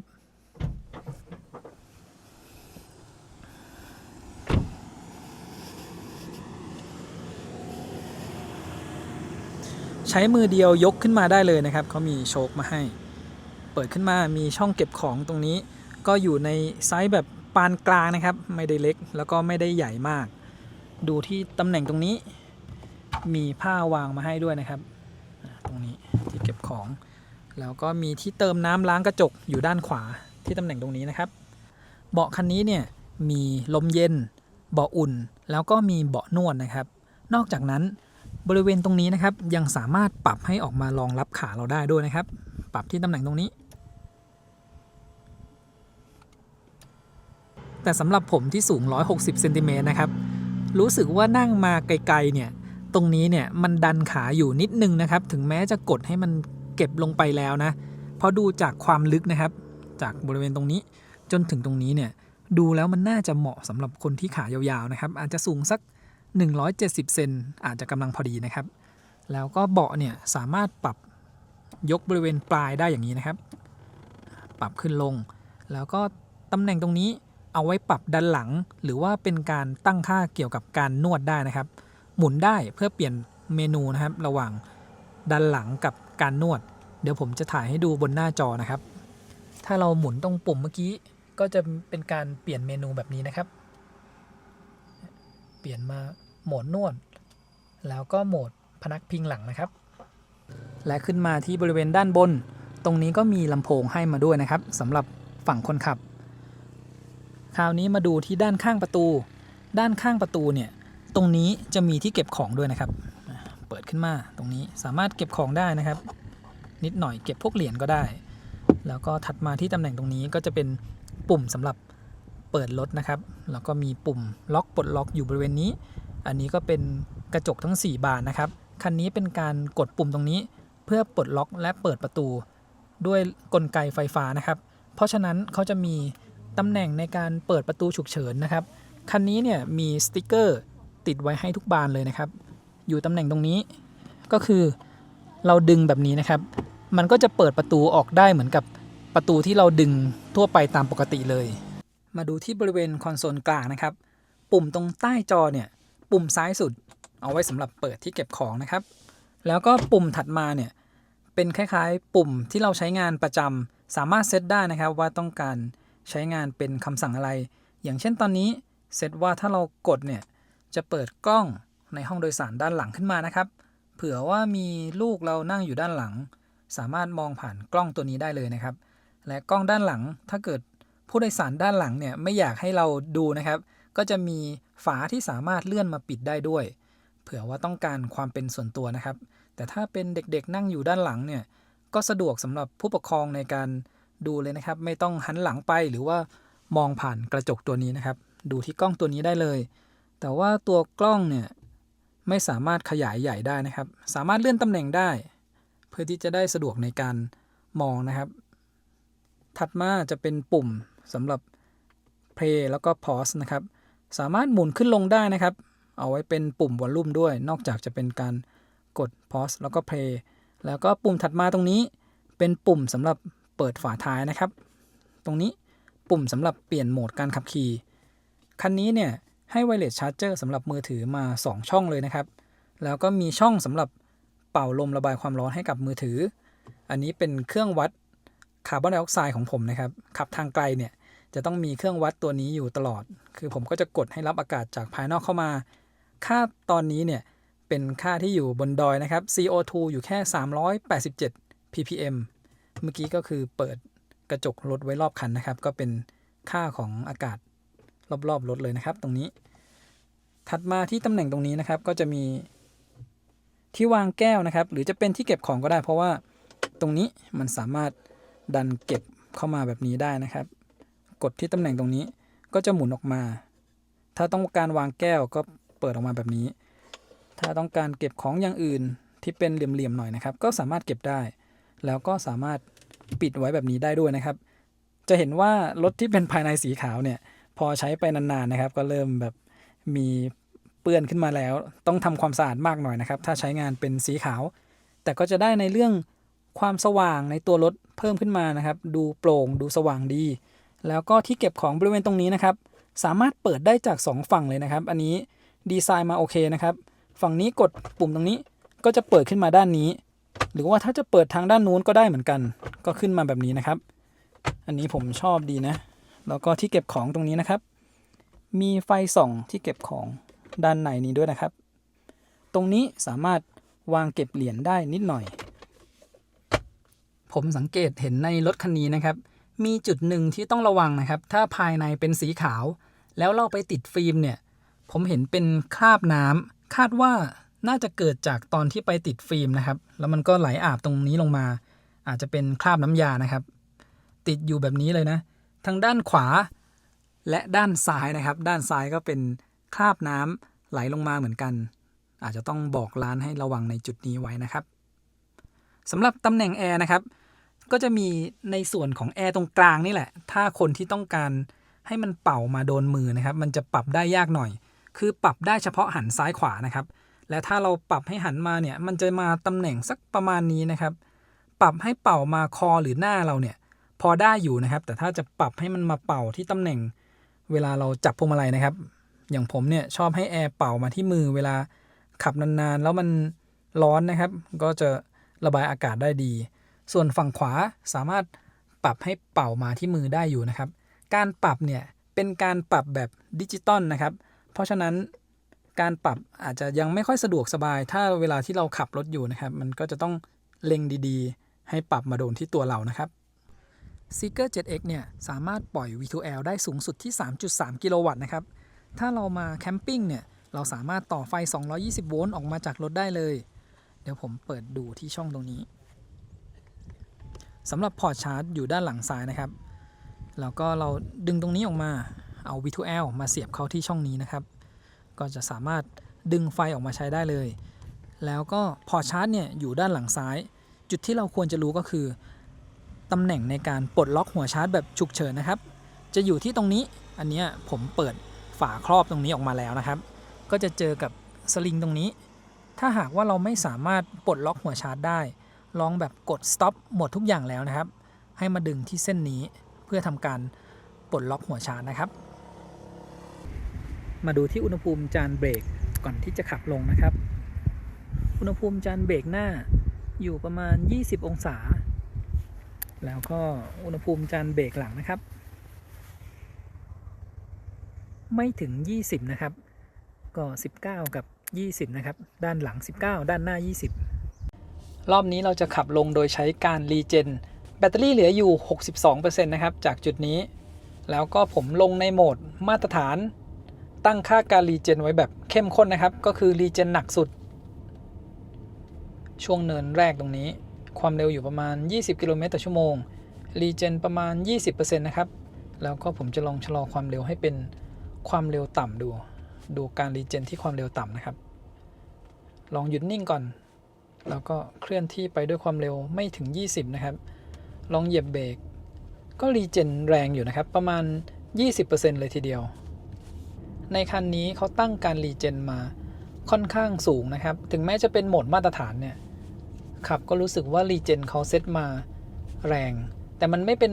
แรงแบบหัวทิ่มนะครับน้ำหนักที่เขาเซตมามันดีแต่ถ้าเป็นการลงทางชันนะรีเจนที่ว่าหนักๆเนี่ยบางช่วงเรารู้สึกว่ารีเจนมันเบาเลยนะครับคือรถมันจะไหลลงเร็วเราต้องเหยียบเบรกช่วยแต่ถ้าเราเปิดใช้งานพวก One Pedal Drive อันนั้นอ่ะมันจะสามารถชะลอความเร็วได้เยอะกว่านะครับลองเปิดใช้งาน One Pedal Drive ความเร็วลดลงจนหยุดนิ่งได้เลยนะครับผมลองดูตรงจุดนี้เนี่ยเราต้องเติมคันเร่งไปเรื่อยๆนะครับคือถ้าเรายกเท้าออกจนสุดเขาก็จะชะลอความเร็วลงจนความเร็วเป็น0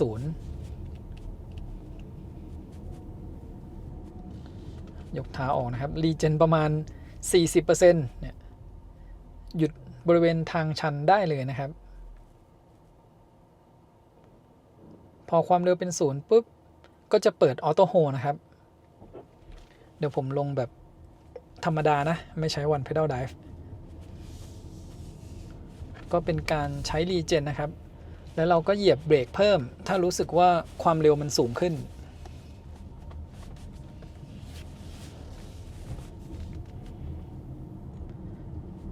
สำหรับรถไฟฟ้านะครับเวลาที่ขับลงเขาเนี่ยให้เราดูค่าการใช้พลังงานว่ามันติดลบหรือเปล่าคือถ้ามันไม่ติดลบเนี่ยหรือเป็น0คือเขาใช้เบรกเป็นหลักเลยนะครับ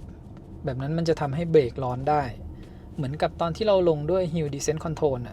เขาใช้รีเจนเข้ามาช่วยแค่นิดหน่อยเบรกเลยอุณหภูมิสูงนะครับคราวนี้เนี่ยเราลงโดยการใช้รีเจนความเร็วอยู่ประมาณ40นะครับรีเจนประมาณ 40% เหมือนกันตรงนี้มันไหลเร็วขึ้นนะครับเพราะว่าเนินชันมากเราก็เหยียบเบรกลงไปเนี่ยแถบการรีเจนก็ขึ้นมาเป็น 70-80% นะครับคือในรถไฟฟ้าเนี่ยถ้าเราเหยียบเบรกลงไปก่อนมันจะเป็นการสั่งให้มอเตอร์หน่วงความเร็วเพิ่มนะครับ ให้ชะลอความเร็วแล้วก็ปั่นไฟกลับเข้าไปด้วยนะครับเนี่ยขับมานิดเดียวแบตเตอรี่เพิ่มขึ้นมาแล้ว 1% นะครับถ้าเป็นช่วงทางชันแต่ว่าเราสามารถมองไปข้างหน้าได้ไกลๆเนี่ยก็ปล่อยให้รถไหลลงเร็วสักนิดนึงแล้วก็แตะเบรกนะครับให้รีเจนมันหนักๆเราก็จะได้ไฟกลับเข้าแบตเตอรี่นะครับระหว่างที่เราไหลลงที่ความเร็วไม่สูงมากเนี่ยเขาก็รีเจนไปเรื่อยๆนะครับก็รีเจนอยู่ประมาณ 40% เป็นส่วนใหญ่เลยนะครับคันนี้เนี่ยถ้าเป็นช่วงความเร็วสัก 30-40 กิโลเมตรต่อชั่วโมง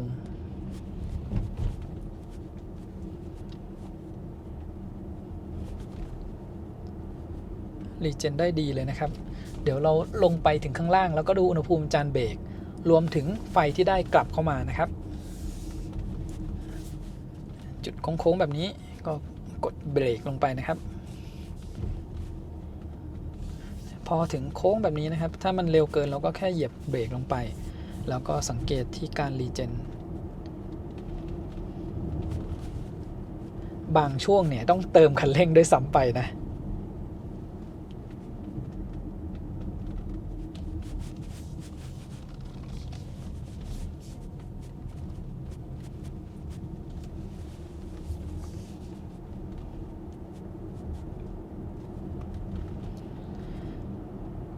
ค่าการรีเจนเนี่ยแทบจะตามความเร็วเลยนะครับ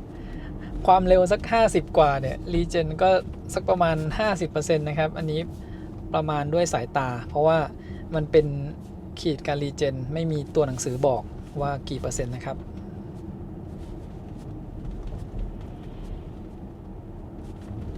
ตอนนี้แบตเพิ่มขึ้นมาเป็น 64% ก็ได้คืนมาแล้ว 2% นะครับ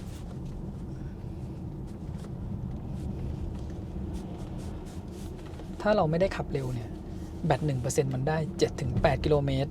ได้คืนมา 2% ก็ขับได้ต่ออีก 14-16 กิโลเมตรแล้วนะครับเอาแบบน้อยๆเลยก็ 1% ได้ 5 กิโลเมตรก็ได้ 10 กิโลละ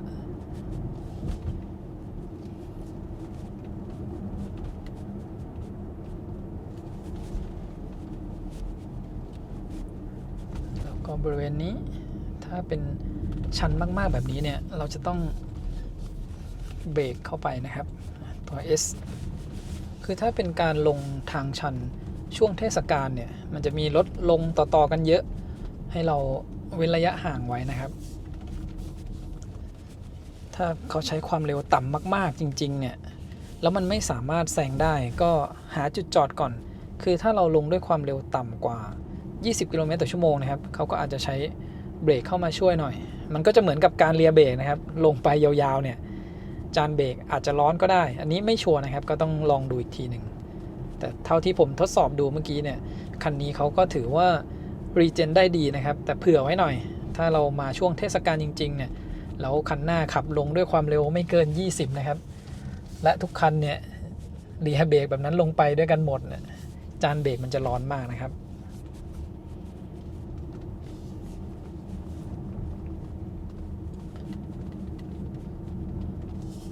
แบตเพิ่มขึ้นมาเป็น 65% แล้วนะครับตอนนี้เพิ่มขึ้นมา 3% แล้ว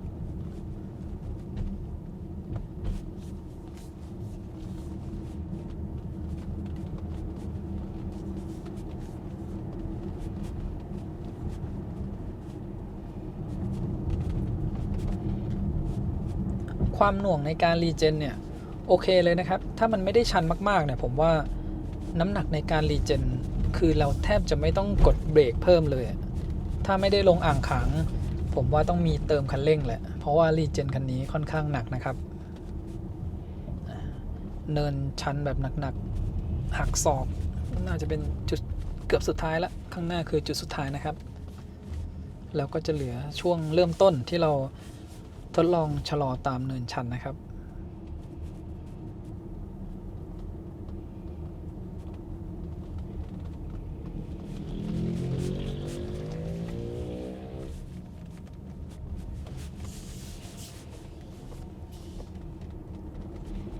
ตรงนี้ลองเร่งความเร็วแล้วก็ลองเบรกยาวๆดูนะครับก็รีเจนขึ้นไปสักประมาณ 80-90%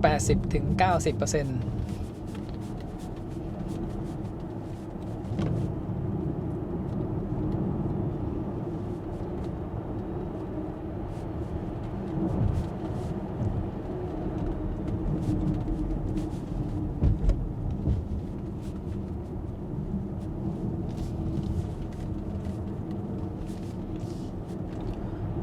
ช่วงลงเนินเนี่ย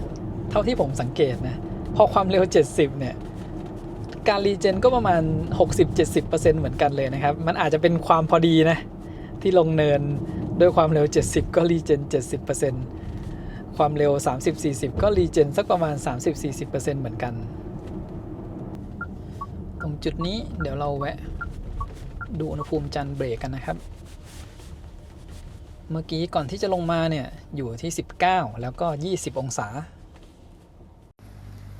อุณหภูมิจานเบรกหน้าสูงสุด70องศาบริเวณขอบๆนะครับเพิ่มขึ้นมา50องศาส่วนบริเวณที่สัมผัสกับผ้าเบรกเนี่ย53องศานะครับเพิ่มขึ้นมาประมาณ30กว่าองศาเทียบกับตอนที่เราลงด้วย Hill Descent Control อันนั้นขึ้นไป100กว่านะครับแล้วก็อุณหภูมิที่จานเบรกหลังนะครับสูงสุด63องศาแล้วก็บริเวณที่สัมผัสกับผ้าเบรกก็อยู่แค่46องศานะครับเพิ่มขึ้นไม่เกินประมาณสัก30องศาสำหรับบริเวณที่สัมผัสกับผ้าเบรกส่วนบริเวณขอบๆเนี่ยก็เพิ่มขึ้นประมาณ50-60องศานะครับสำหรับทั้งด้านหน้าและด้านหลังได้เห็นอุณหภูมิจานเบรกด้วยการลงทั้ง2แบบเทียบกันแล้วนะครับแบบใช้ระบบ Hill Descent Control แล้วก็ลงตามปกติเหยียบเบรกนะครับให้ระบบมอเตอร์รีเจนเนี่ยหน่วงความเร็วแบบนี้เนี่ยโอเคกว่านะครับเบรกไม่ร้อนมากหรือจะใช้งาน One Pedal Drive ก็ได้นะครับสำหรับใครที่ชอบใช้งานแบบ One Pedal Drive อันนั้นเขาก็จะเป็นการใช้ระบบรีเจนหน่วงความเร็วเหมือนกันถ้าเราลงแบบ Hill Descent Control เนี่ยนอกจากเบรกจะร้อนแล้วไฟที่ได้กลับมาก็น้อยด้วยนะครับแต่ลงด้วยการรีเจนเนี่ยตอนนี้แบตเตอรี่เราเพิ่มขึ้นมา 4% แล้วนะครับเพิ่มขึ้นมาเป็น 66% มาถึงบริเวณเนินชันสุดท้ายแล้วนะครับตรงนี้ก็เป็นบริเวณที่เราทดสอบหยุดออกตัวตรงจุดแรกเลยผมจะปล่อยให้รถไหลลงเร็วๆแล้วก็แตะเบรกนะครับให้รีเจนหนัก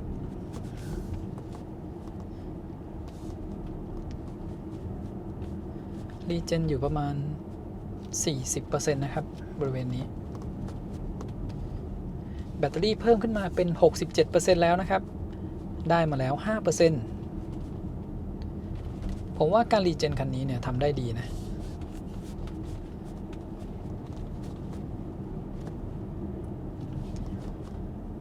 ก่อนเราขึ้นตอนที่ขับผ่านห้วยแม่งอนนะครับผมลืมสังเกตนะคิดว่าตอนนั้นน่ะแบตน่าจะเหลือประมาณ 76-77% นะครับขับขึ้นลงเท่ากับใช้แบตไปสักประมาณ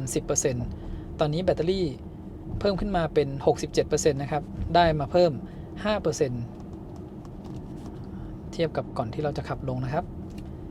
62เพิ่มขึ้นมาเป็น 67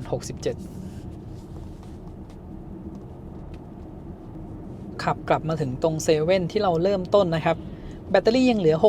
67% เท่ากับว่าเราขับจากจุดนี้เนี่ยขึ้นลงดอยอ่างขางใช้แบตเตอรี่ไปแค่ 10% เองนะครับตอนที่เราขับมาจากเชียงใหม่เนี่ยมาถึงตรงนี้แบตเหลือ 77% ก็ใช้ไปประมาณ 23% นะครับ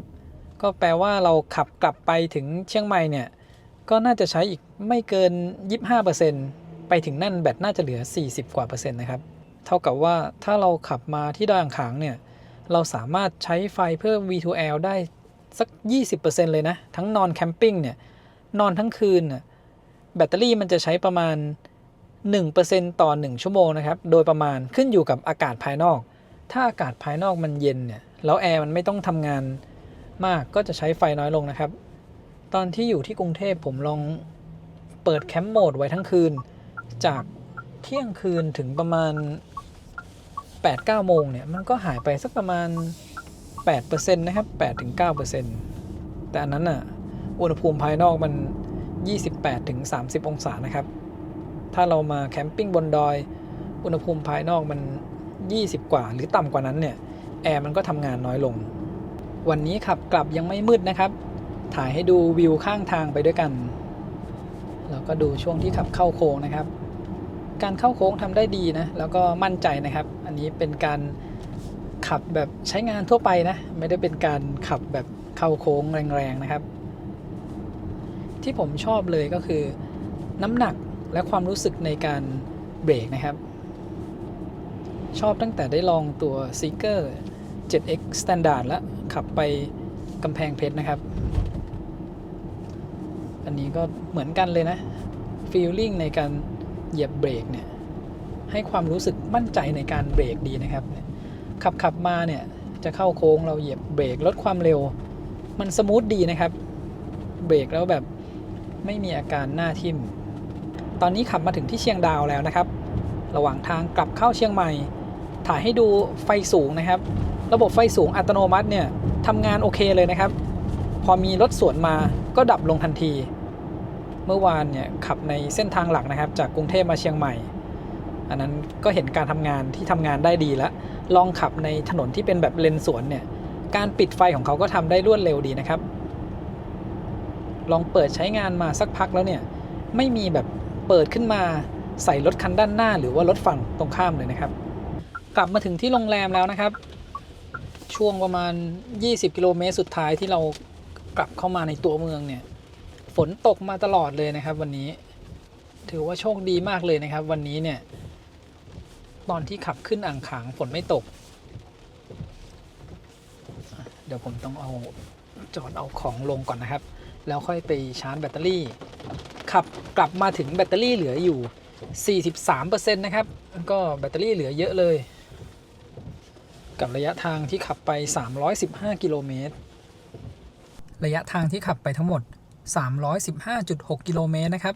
ค่าเฉลี่ยการใช้พลังงานอยู่ที่18 กิโลวัตต์ชั่วโมงต่อ100 กิโลเมตรแบตเตอรี่เหลืออยู่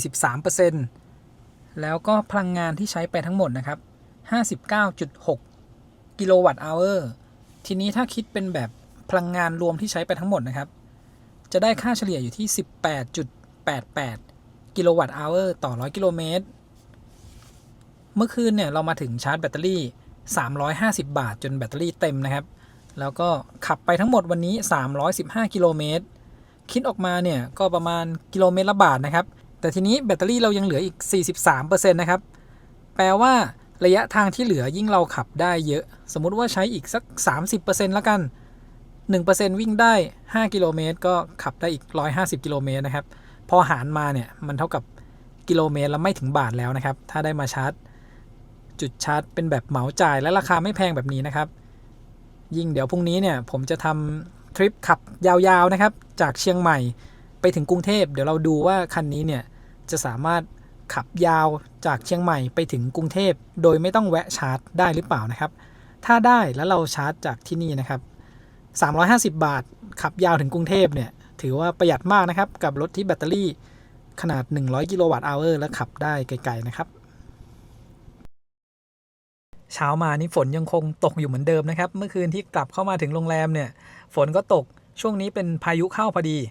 แล้วก็วันนี้เนี่ยเราจะขับจากเชียงใหม่กลับกรุงเทพนะครับเดี๋ยวจะลองขับแบบประหยัดนะครับดูว่าคันนี้เนี่ยจะวิ่งได้ไกลสุดถึงกรุงเทพในชาร์จเดียวได้เลยหรือเปล่านะครับเราชาร์จกับโรงแรมนะครับเป็นราคาแบบเหมาจ่าย350 บาทสมมุติว่าใครใช้รถจนแบตเตอรี่เหลือ 10% เนี่ยเรามาเสียบชาร์จที่นี่คุ้มมากเลยนะครับชาร์จจนเต็ม 100%และดูว่าวันนี้เนี่ยที่เราขับจะได้ไกลสุดกี่กิโลเมตรใน1ชาร์จนี้นะครับสำหรับการขับทางไกลนะครับถ้าเราขับรถนานๆอยู่ในรถเนี่ยแล้วเราเลือกให้เป็นอากาศหมุนเวียนภายในรถมันจะทำให้ค่า CO2 เนี่ยสูงก็คือสิ่งที่เราหายใจออกมานั่นเองก็จะทำให้ง่วงนอนได้ง่ายนะครับไม่ใช่ว่าเราขับรถช้าๆแล้วมันจะทำให้ง่วงนอนได้ง่ายอย่างเดียวตัวค่า CO2 เนี่ยเป็นสิ่งหลักเลยนะครับที่เราง่วงนอนได้ง่าย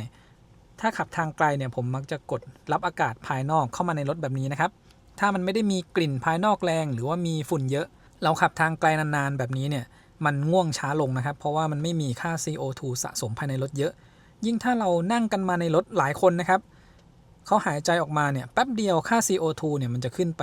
2-3 พันได้เลยนะครับตอนนี้ก็อยู่ประมาณ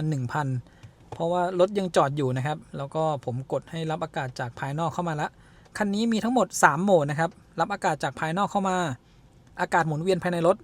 แล้วก็ออโต้นะครับออโต้เนี่ยเขาก็จะเลือกให้เองก็น่าจะดูจากความเร็วนะครับถ้าเราขับความเร็วต่ำก็เหมือนกับขับในเมืองเขาก็จะยังไม่ค่อยรับอากาศจากภายนอกเข้ามาถ้าขับความเร็วสูงก็จะรับอากาศจากภายนอกเข้ามาเยอะกว่าที่ความเร็วต่ำนะครับตอนนี้รีเซ็ตทริปเรียบร้อยนะครับทั้งทริป1และทริป2แต่ว่านั่งอยู่ในรถเปิดแอร์สักพักนึงเนี่ยใช้ไฟไปแล้ว 0.2 กิโลวัตต์อเวอร์นะครับแบตเตอรี่เต็ม 100% ระยะทางที่จะวิ่งได้ตอนนี้ขึ้นโชว์ว่า728กิโลเมตรนะครับออกจากมูสโฮเทล10 โมงพอดีนะครับ10 โมงเป๊ะเลยก็จะได้นับเวลาง่ายๆนะครับว่าเราเดินทางไปถึงกรุงเทพเนี่ยกี่โมงแต่ก็ยังไม่แน่ใจนะครับว่าชาร์จเดียวเนี่ยจะสามารถวิ่งยาวได้ถึงกรุงเทพเลยหรือเปล่านะครับวันนี้เนี่ยดีที่อากาศไม่ร้อนแต่ก็ฝนตกนี้ก็จะทำให้ใช้พลังงานมากขึ้นกว่าเดิมด้วยนะครับเพราะว่าถนนมันเปียกนี่ก็น่าจะเป็นอาทิตย์สุดท้ายแล้วนะครับที่ฝนตกเพราะว่าพายุเข้าดูจากพยากรณ์อากาศเนี่ยหลังจากอาทิตย์นี้แล้วอากาศก็จะเริ่มเย็นลงแล้วนะครับเช้าเนี่ยอาจจะไม่ถึง20 องศาแล้วสำหรับที่เชียงใหม่นะครับโหมดที่ใช้ในการขับขี่นะครับก็จะขับในโหมดมาตรฐานแล้วก็เซตรีเจนไว้ต่ำสุดนะครับสำหรับแอร์เนี่ยผมจะใช้ประมาณสัก22ถึง23 องศาเดี๋ยวขับไปอาจจะเพิ่มอุณหภูมิขึ้นสักหน่อยนะครับเพราะว่าอากาศข้างนอกเย็นเราไม่ต้องเปิดแอร์เย็นมากได้แล้วก็แอร์ผมใช้งานโหมดปกตินะครับไม่ได้เปิดเป็นอีโควัดเสียงภายในห้องโดยสารบนถนนคอนกรีตที่ความเร็ว100กิโลเมตรต่อชั่วโมงนะครับและตอนนี้เนี่ยมีเสียงฝนตกอยู่ด้วยนะครับที่ทางด้านกระจกหน้า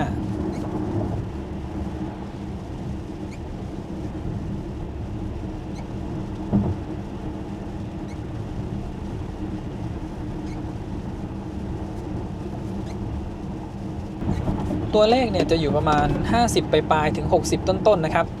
การเก็บเสียงก็ถือว่าทำได้โอเคอยู่นะครับขนาดว่ากระจกด้านข้างเนี่ยเป็นกระจกชั้นเดียวนะครับไม่ได้เป็นกระจกอะคูสติกกลาส2ชั้นเสียงภายในห้องโดยสารเนี่ยถ้าตัวเลขอยู่ประมาณ60เดซิเบลหรือต่ำกว่าเป็นส่วนใหญ่นะครับอยู่ประมาณ58 59อันนี้ถือว่าอยู่ในระดับที่เงียบดีอยู่นะครับแต่ถ้าตัวเลขแบบขึ้นไปสัก64-65เดซิเบลอันนั้นก็คือเสียงเริ่มดังแล้วนะครับแต่ถ้าอยู่ในระดับตัวเลขต่ำกว่า60ลงมาได้เนี่ยอันนี้โอเคการเก็บเสียงโดยรวมก็ถือว่าทำได้ดีนะครับขับมาถึงลำพูนแล้วตอนนี้เจอฝนตกหนักกว่าเดิมอีกนะครับ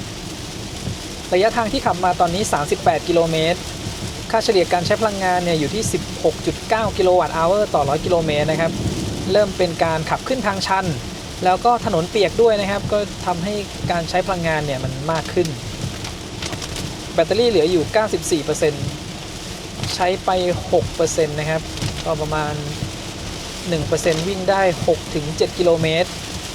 จากที่โรงแรมขับมาจนถึงจุดนี้นะครับตอนนี้ขับมาถึงห้างฉัตรนะครับแบตเตอรี่เหลืออยู่ 89% แล้วก็เราขับมาแล้ว81.1 กิโลเมตรความเร็วเฉลี่ยอยู่ที่82กิโลเมตรต่อชั่วโมงนะครับใช้ไฟไปแล้ว 12.8 กิโลวัตต์อเวอร์ระยะทางที่ขับมา81กิโลเมตรเนี่ยค่าเฉลี่ยการใช้พลังงานอยู่ที่ 15.7 กิโลวัตต์อเวอร์ต่อ100กิโลเมตรนะครับตอนนี้เนี่ยแบตเตอรี่ 1% ยังวิ่งได้ระยะทางประมาณ7กิโลเมตรอยู่ก็ยังถือว่าทำได้ดีนะครับหลังจากนี้ไปเนี่ยจะใช้ความเร็วประมาณ85กิโลเมตรต่อชั่วโมงนะครับก่อนหน้านี้ที่ขับจากเชียงใหม่มาจนถึงห้างฉัตรเนี่ยใช้ความเร็ว 80-100 กิโลเมตรต่อชั่วโมงขับมาแล้ว100กิโลเมตรแบตเตอรี่เหลืออยู่ 86% ใช้ไปแล้ว 14% นะครับ 1% ยังวิ่งได้ระยะทางประมาณ7กิโลเมตรนิดๆตั้งแต่ขับมาถึงห้างฉัตรแล้วก็ตอนนี้อยู่ลำปางนะครับฝนเนี่ยยังไม่ตกนะตอนนี้ก็น่าจะทำให้การใช้พลังงานเนี่ยทำได้ดีขึ้นนะครับแต่เดี๋ยววิ่งไปอีกสักพักเนี่ยก็จะเป็นการขึ้นเนินขึ้นเขาแล้วก็น่าจะใช้พลังงานสูงขึ้นอีกนิดนึงจากเชียงใหม่ถึงตากระยะทางประมาณ270กิโลเมตรเนี่ยช่วงนี้เป็นช่วงที่กินไฟที่สุดนะครับถ้าเราขับให้ได้ประหยัดที่สุดในช่วงนี้เนี่ยหลังจากนั้นเนี่ยมันจะขับได้ง่ายขึ้นถ้าแบตเตอรี่เรายังเหลือเยอะนะครับเพราะว่าจากตากไปถึงกรุงเทพเนี่ยมันจะไม่มีพวกเนินแล้วก็ภูเขาแบบสูงๆแล้วนะครับเดี๋ยวขับไปถึงที่ตากแล้วเรามาดูกันอีกทีนะครับว่าแบตเตอรี่เหลือกี่เปอร์เซ็นต์อย่างน้อยเนี่ยแบตเตอรี่ควรเหลือ 60% ขึ้นไปนะครับเมื่อเราขับไปถึงที่ตากแล้วเนี่ยเราคำนวณว่า 1% เนี่ยวิ่งได้สัก7กิโลเมตรแล้วจากตากมันเข้าไปถึงกรุงเทพก็ประมาณ400กิโลเมตรนิดๆนะครับ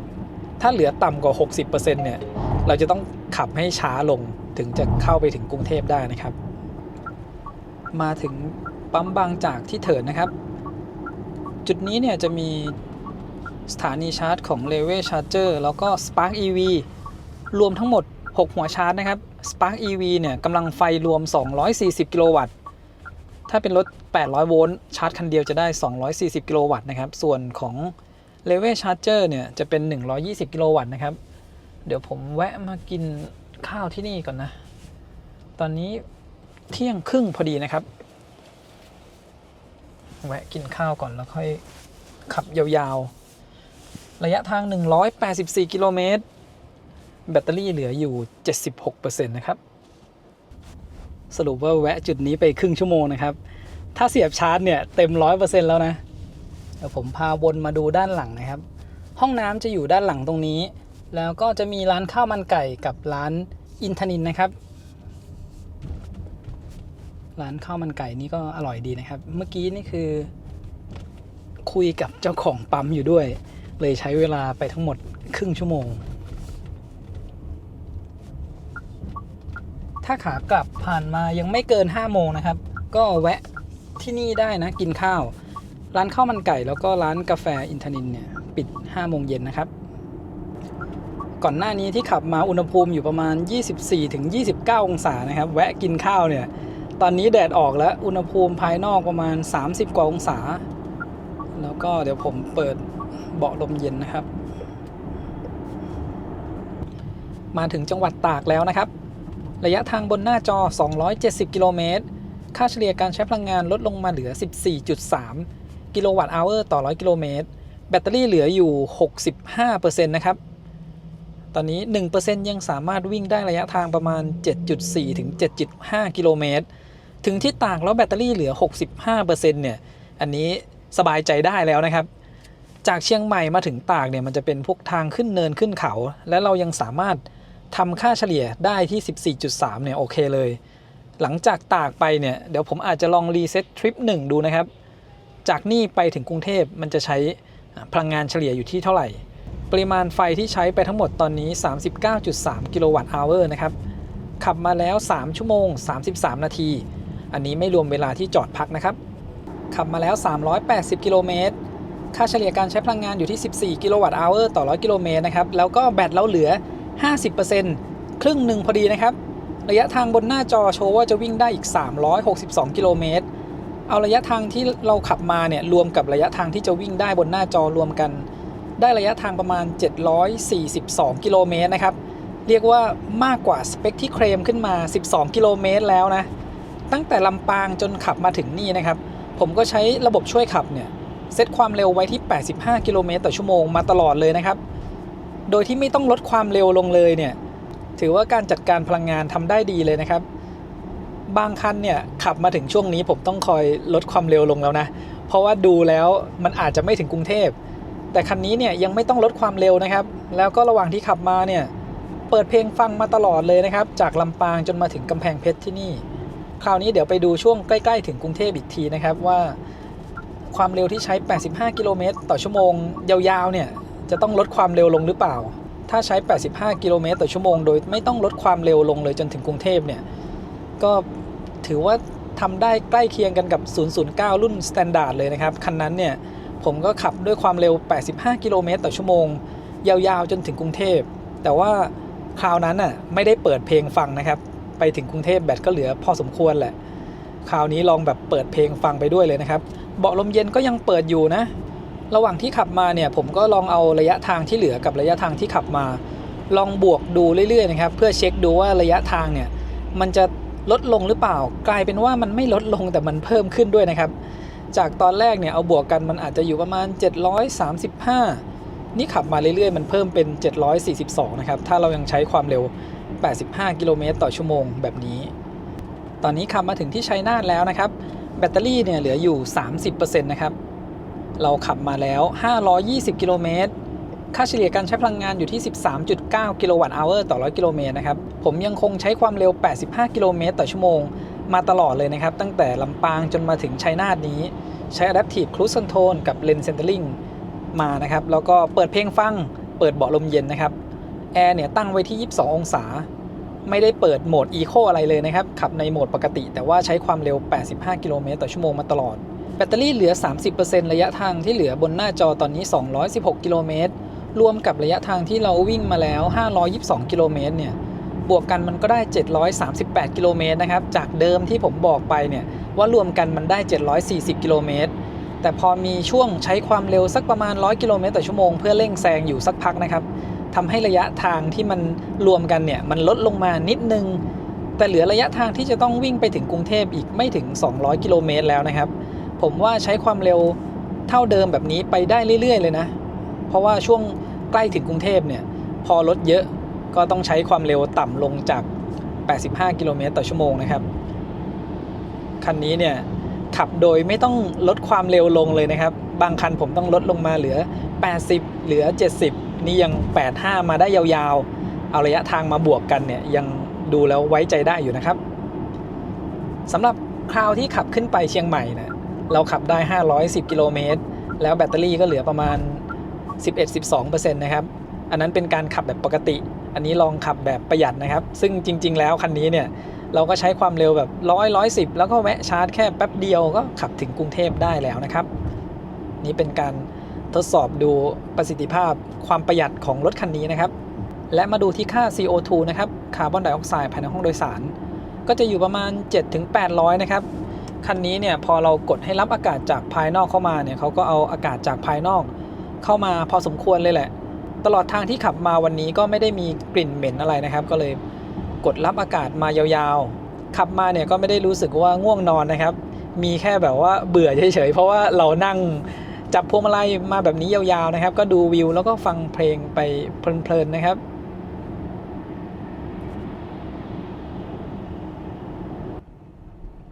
โอเคครับแบตเตอรี่ต่ำกว่า 3% ตอนนี้ไม่โชว์ทั้งเปอร์เซ็นต์แบตเตอรี่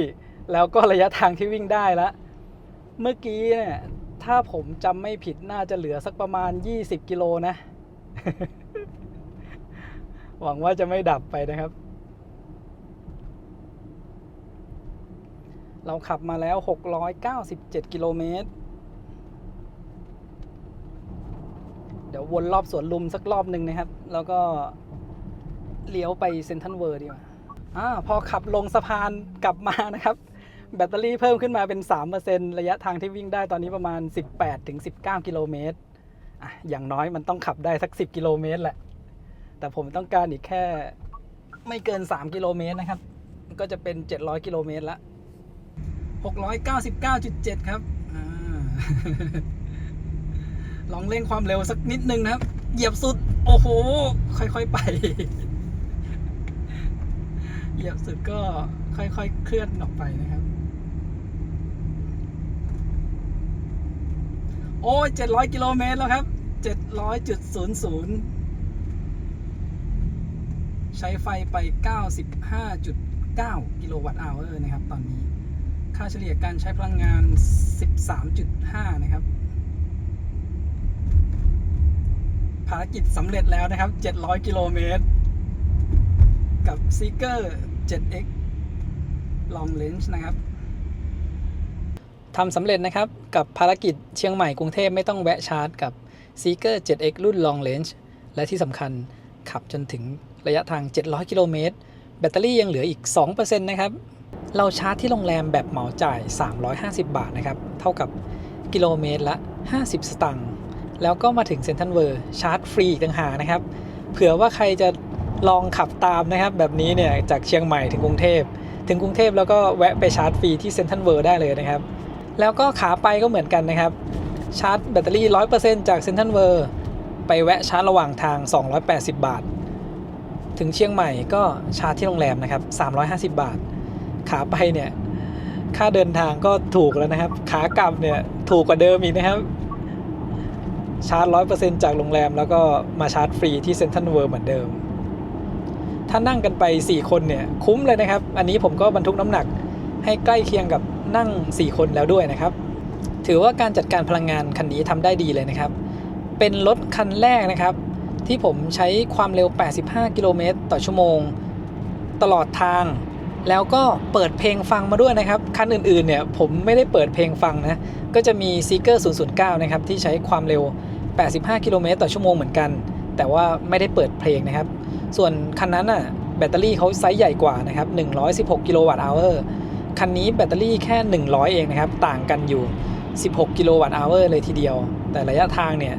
ทำได้ไม่แพ้กันเลยนะครับคันนั้น700กิโลเมตรแบตเตอรี่เหลือ 5% คันนี้เหลือ 2% ไวเลสชาร์จเจอร์ที่ให้มาทั้ง2ช่องจ่ายไฟได้สูงสุดประมาณ 16-17 วัตต์ USB-C ทางด้านซ้ายจ่ายไฟได้สูงสุด60วัตต์ส่วนช่อง USB-C ทางด้านขวาจ่ายไฟได้สูงสุดที่27วัตต์สำหรับพอร์ตทางด้านหลังนะครับที่เป็นพอร์ต USB-C และพอร์ต USB-A อยู่บริเวณที่วางแขนของผู้โดยสารด้านหลังเนี่ยจ่ายไฟได้สูงสุด18วัตต์นะครับ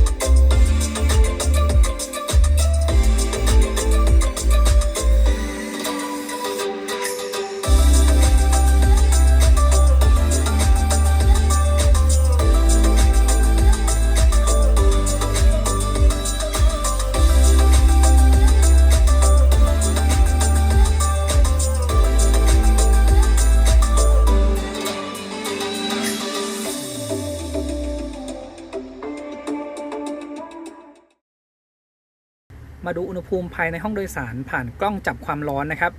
ผมจอดรถตากแดดไว้ตั้งแต่9โมงจนถึงเที่ยงแล้วก็เปิดแอร์ในรถไว้ครึ่งชั่วโมงนะครับตั้งแต่เที่ยงถึงเที่ยงครึ่งตั้งอุณหภูมิแอร์ไว้ที่18องศาเปิดแรงลมไว้ที่ระดับ5จากทั้งหมด9ระดับนะครับเริ่มจากกระจกด้านหน้าก่อนเลยตอนนี้อุณหภูมิภายนอกอยู่ประมาณ35องศานะครับแดดแรงๆเลยแล้วก็อุณหภูมิบริเวณลมแอร์ที่ออกมาจากช่องตรงกลางนะครับก็อยู่ประมาณ10องศากระจกด้านหน้าเนี่ย50กว่าองศานะครับความร้อนที่สะสมอยู่ตอนนี้ติดฟิล์มมาแล้วนะครับสำหรับรถคันนี้ที่เห็นอยู่ผ่านกล้องจับความร้อนบริเวณขอบๆเนี่ยอุณหภูมิมันจะสูงเพราะว่ามันเป็นสีดำนะครับอุณหภูมิก็จะไปสะสมอยู่บริเวณนั้นอันนี้พอเราดูผ่านกล้องจับความร้อนนะครับก็จะเห็นบริเวณที่แอร์เป่าออกมาได้ชัดเจนขึ้นสีน้ำเงินสีดำๆตรงนี้ก็คือแอร์ที่เป่าออกมานะครับแล้วก็มาดูที่ฝั่งซ้ายอุณหภูมิประมาณ 13-15 องศานะครับตอนนี้ยังคงตั้งแอร์ไว้ที่18องศาแล้วก็ฝั่งขวานะครับด้านฝั่งคนขับก็ประมาณ13องศาตอนนี้เนี่ยผมเปิดให้เป่าลงไปที่บริเวณเท้าด้วยนะครับสำหรับแอร์บริเวณด้านล่างนะครับประมาณ20องศาแล้วก็เปิดเบาะลมเย็นนะครับอุณหภูมิบริเวณเบาะเนี่ยอยู่26องศานะครับบริเวณที่มีลมเย็นเป่าขึ้นมาส่วนบริเวณที่ไม่ได้มีแอร์เป่าขึ้นมาเนี่ยก็30กว่าองศานะครับพนักพิงหลัง20กว่าองศานะครับ25-26องศาพอเรามองผ่านกล้องจับความร้อนเนี่ยมันจะเห็นบริเวณที่ลมออกมาได้ชัดเจนขึ้นนะครับแล้วก็มาดูฝั่งคนขับบ้างก็จะเหมือนกันนะครับบริเวณเบาะรองนั่งแล้วก็พนักพิงหลังที่ลมเย็นเป่าออกมาคราวนี้มาดูที่ด้านหลังนะครับด้านหลังผมก็เปิดให้แอร์เป่าเท้าออกมาด้วยแอร์จะเป่าออกมาจากบริเวณนั้นนะครับอุณหภูมิแอร์เนี่ยอยู่ประมาณ9องศาเองนะครับที่เป่าออกมาบริเวณเท้า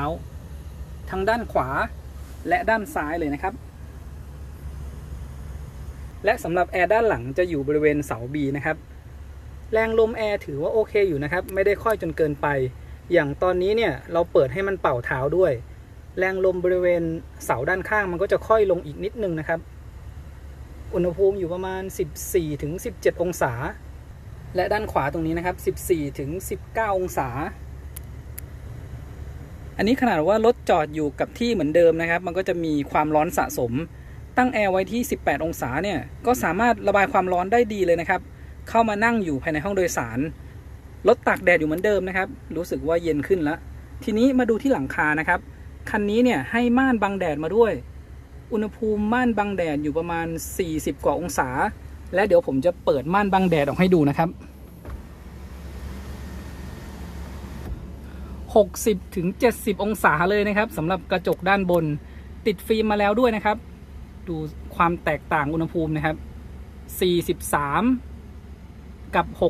63 20กว่าองศาเลยนะครับที่ม่านบังแดดสามารถกันความร้อนไว้ได้แล้วก็บริเวณขอบก็เหมือนเดิมนะครับมันจะเป็นสีดำความร้อนมันจะไปสะสมอยู่บริเวณนั้นก็70กว่าองศาแต่ถ้าเป็นช่วงที่เราขับรถเดินทางไกลเนี่ยมันจะมีลมพัดผ่านกระจกหลังคาจะไม่ร้อนขนาดนี้นะครับแต่ถ้าขับในเมืองเนี่ยรถติดขับช้าๆโดนแดดนานๆก็จะร้อนประมาณนี้เลยอุณหภูมิ60กว่าองศาเนี่ยถ้าเราเอามือไปจับนี่คือร้อนเลยนะครับจับแช่ไว้ไม่ได้เลยนะถ้าร้อนขนาดนี้ถือว่าตัวม่านบังแดดเนี่ยกันความร้อนได้ดีเลยนะครับจาก60เกือบ70องศาลดลงมาเหลือแค่40กว่าองศานะครับและที่เบาะด้านหลังนะครับอุณหภูมิเบาะอยู่ประมาณ27ถึง30องศาเบาะด้านหลังเนี่ยไม่มีเป่าลมเย็นนะครับก็จะมีเฉพาะแอร์ที่อยู่เสา B ทั้งด้านซ้ายและขวานะครับ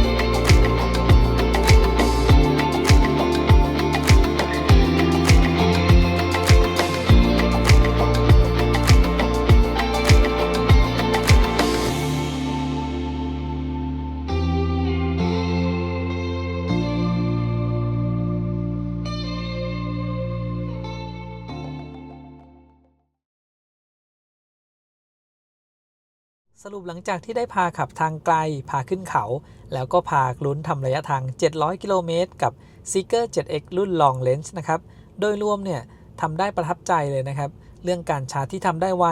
และการจัดการพลังงานนะครับเราขับ700กิโลเมตรเนี่ยแบตเตอรี่ยังเหลือ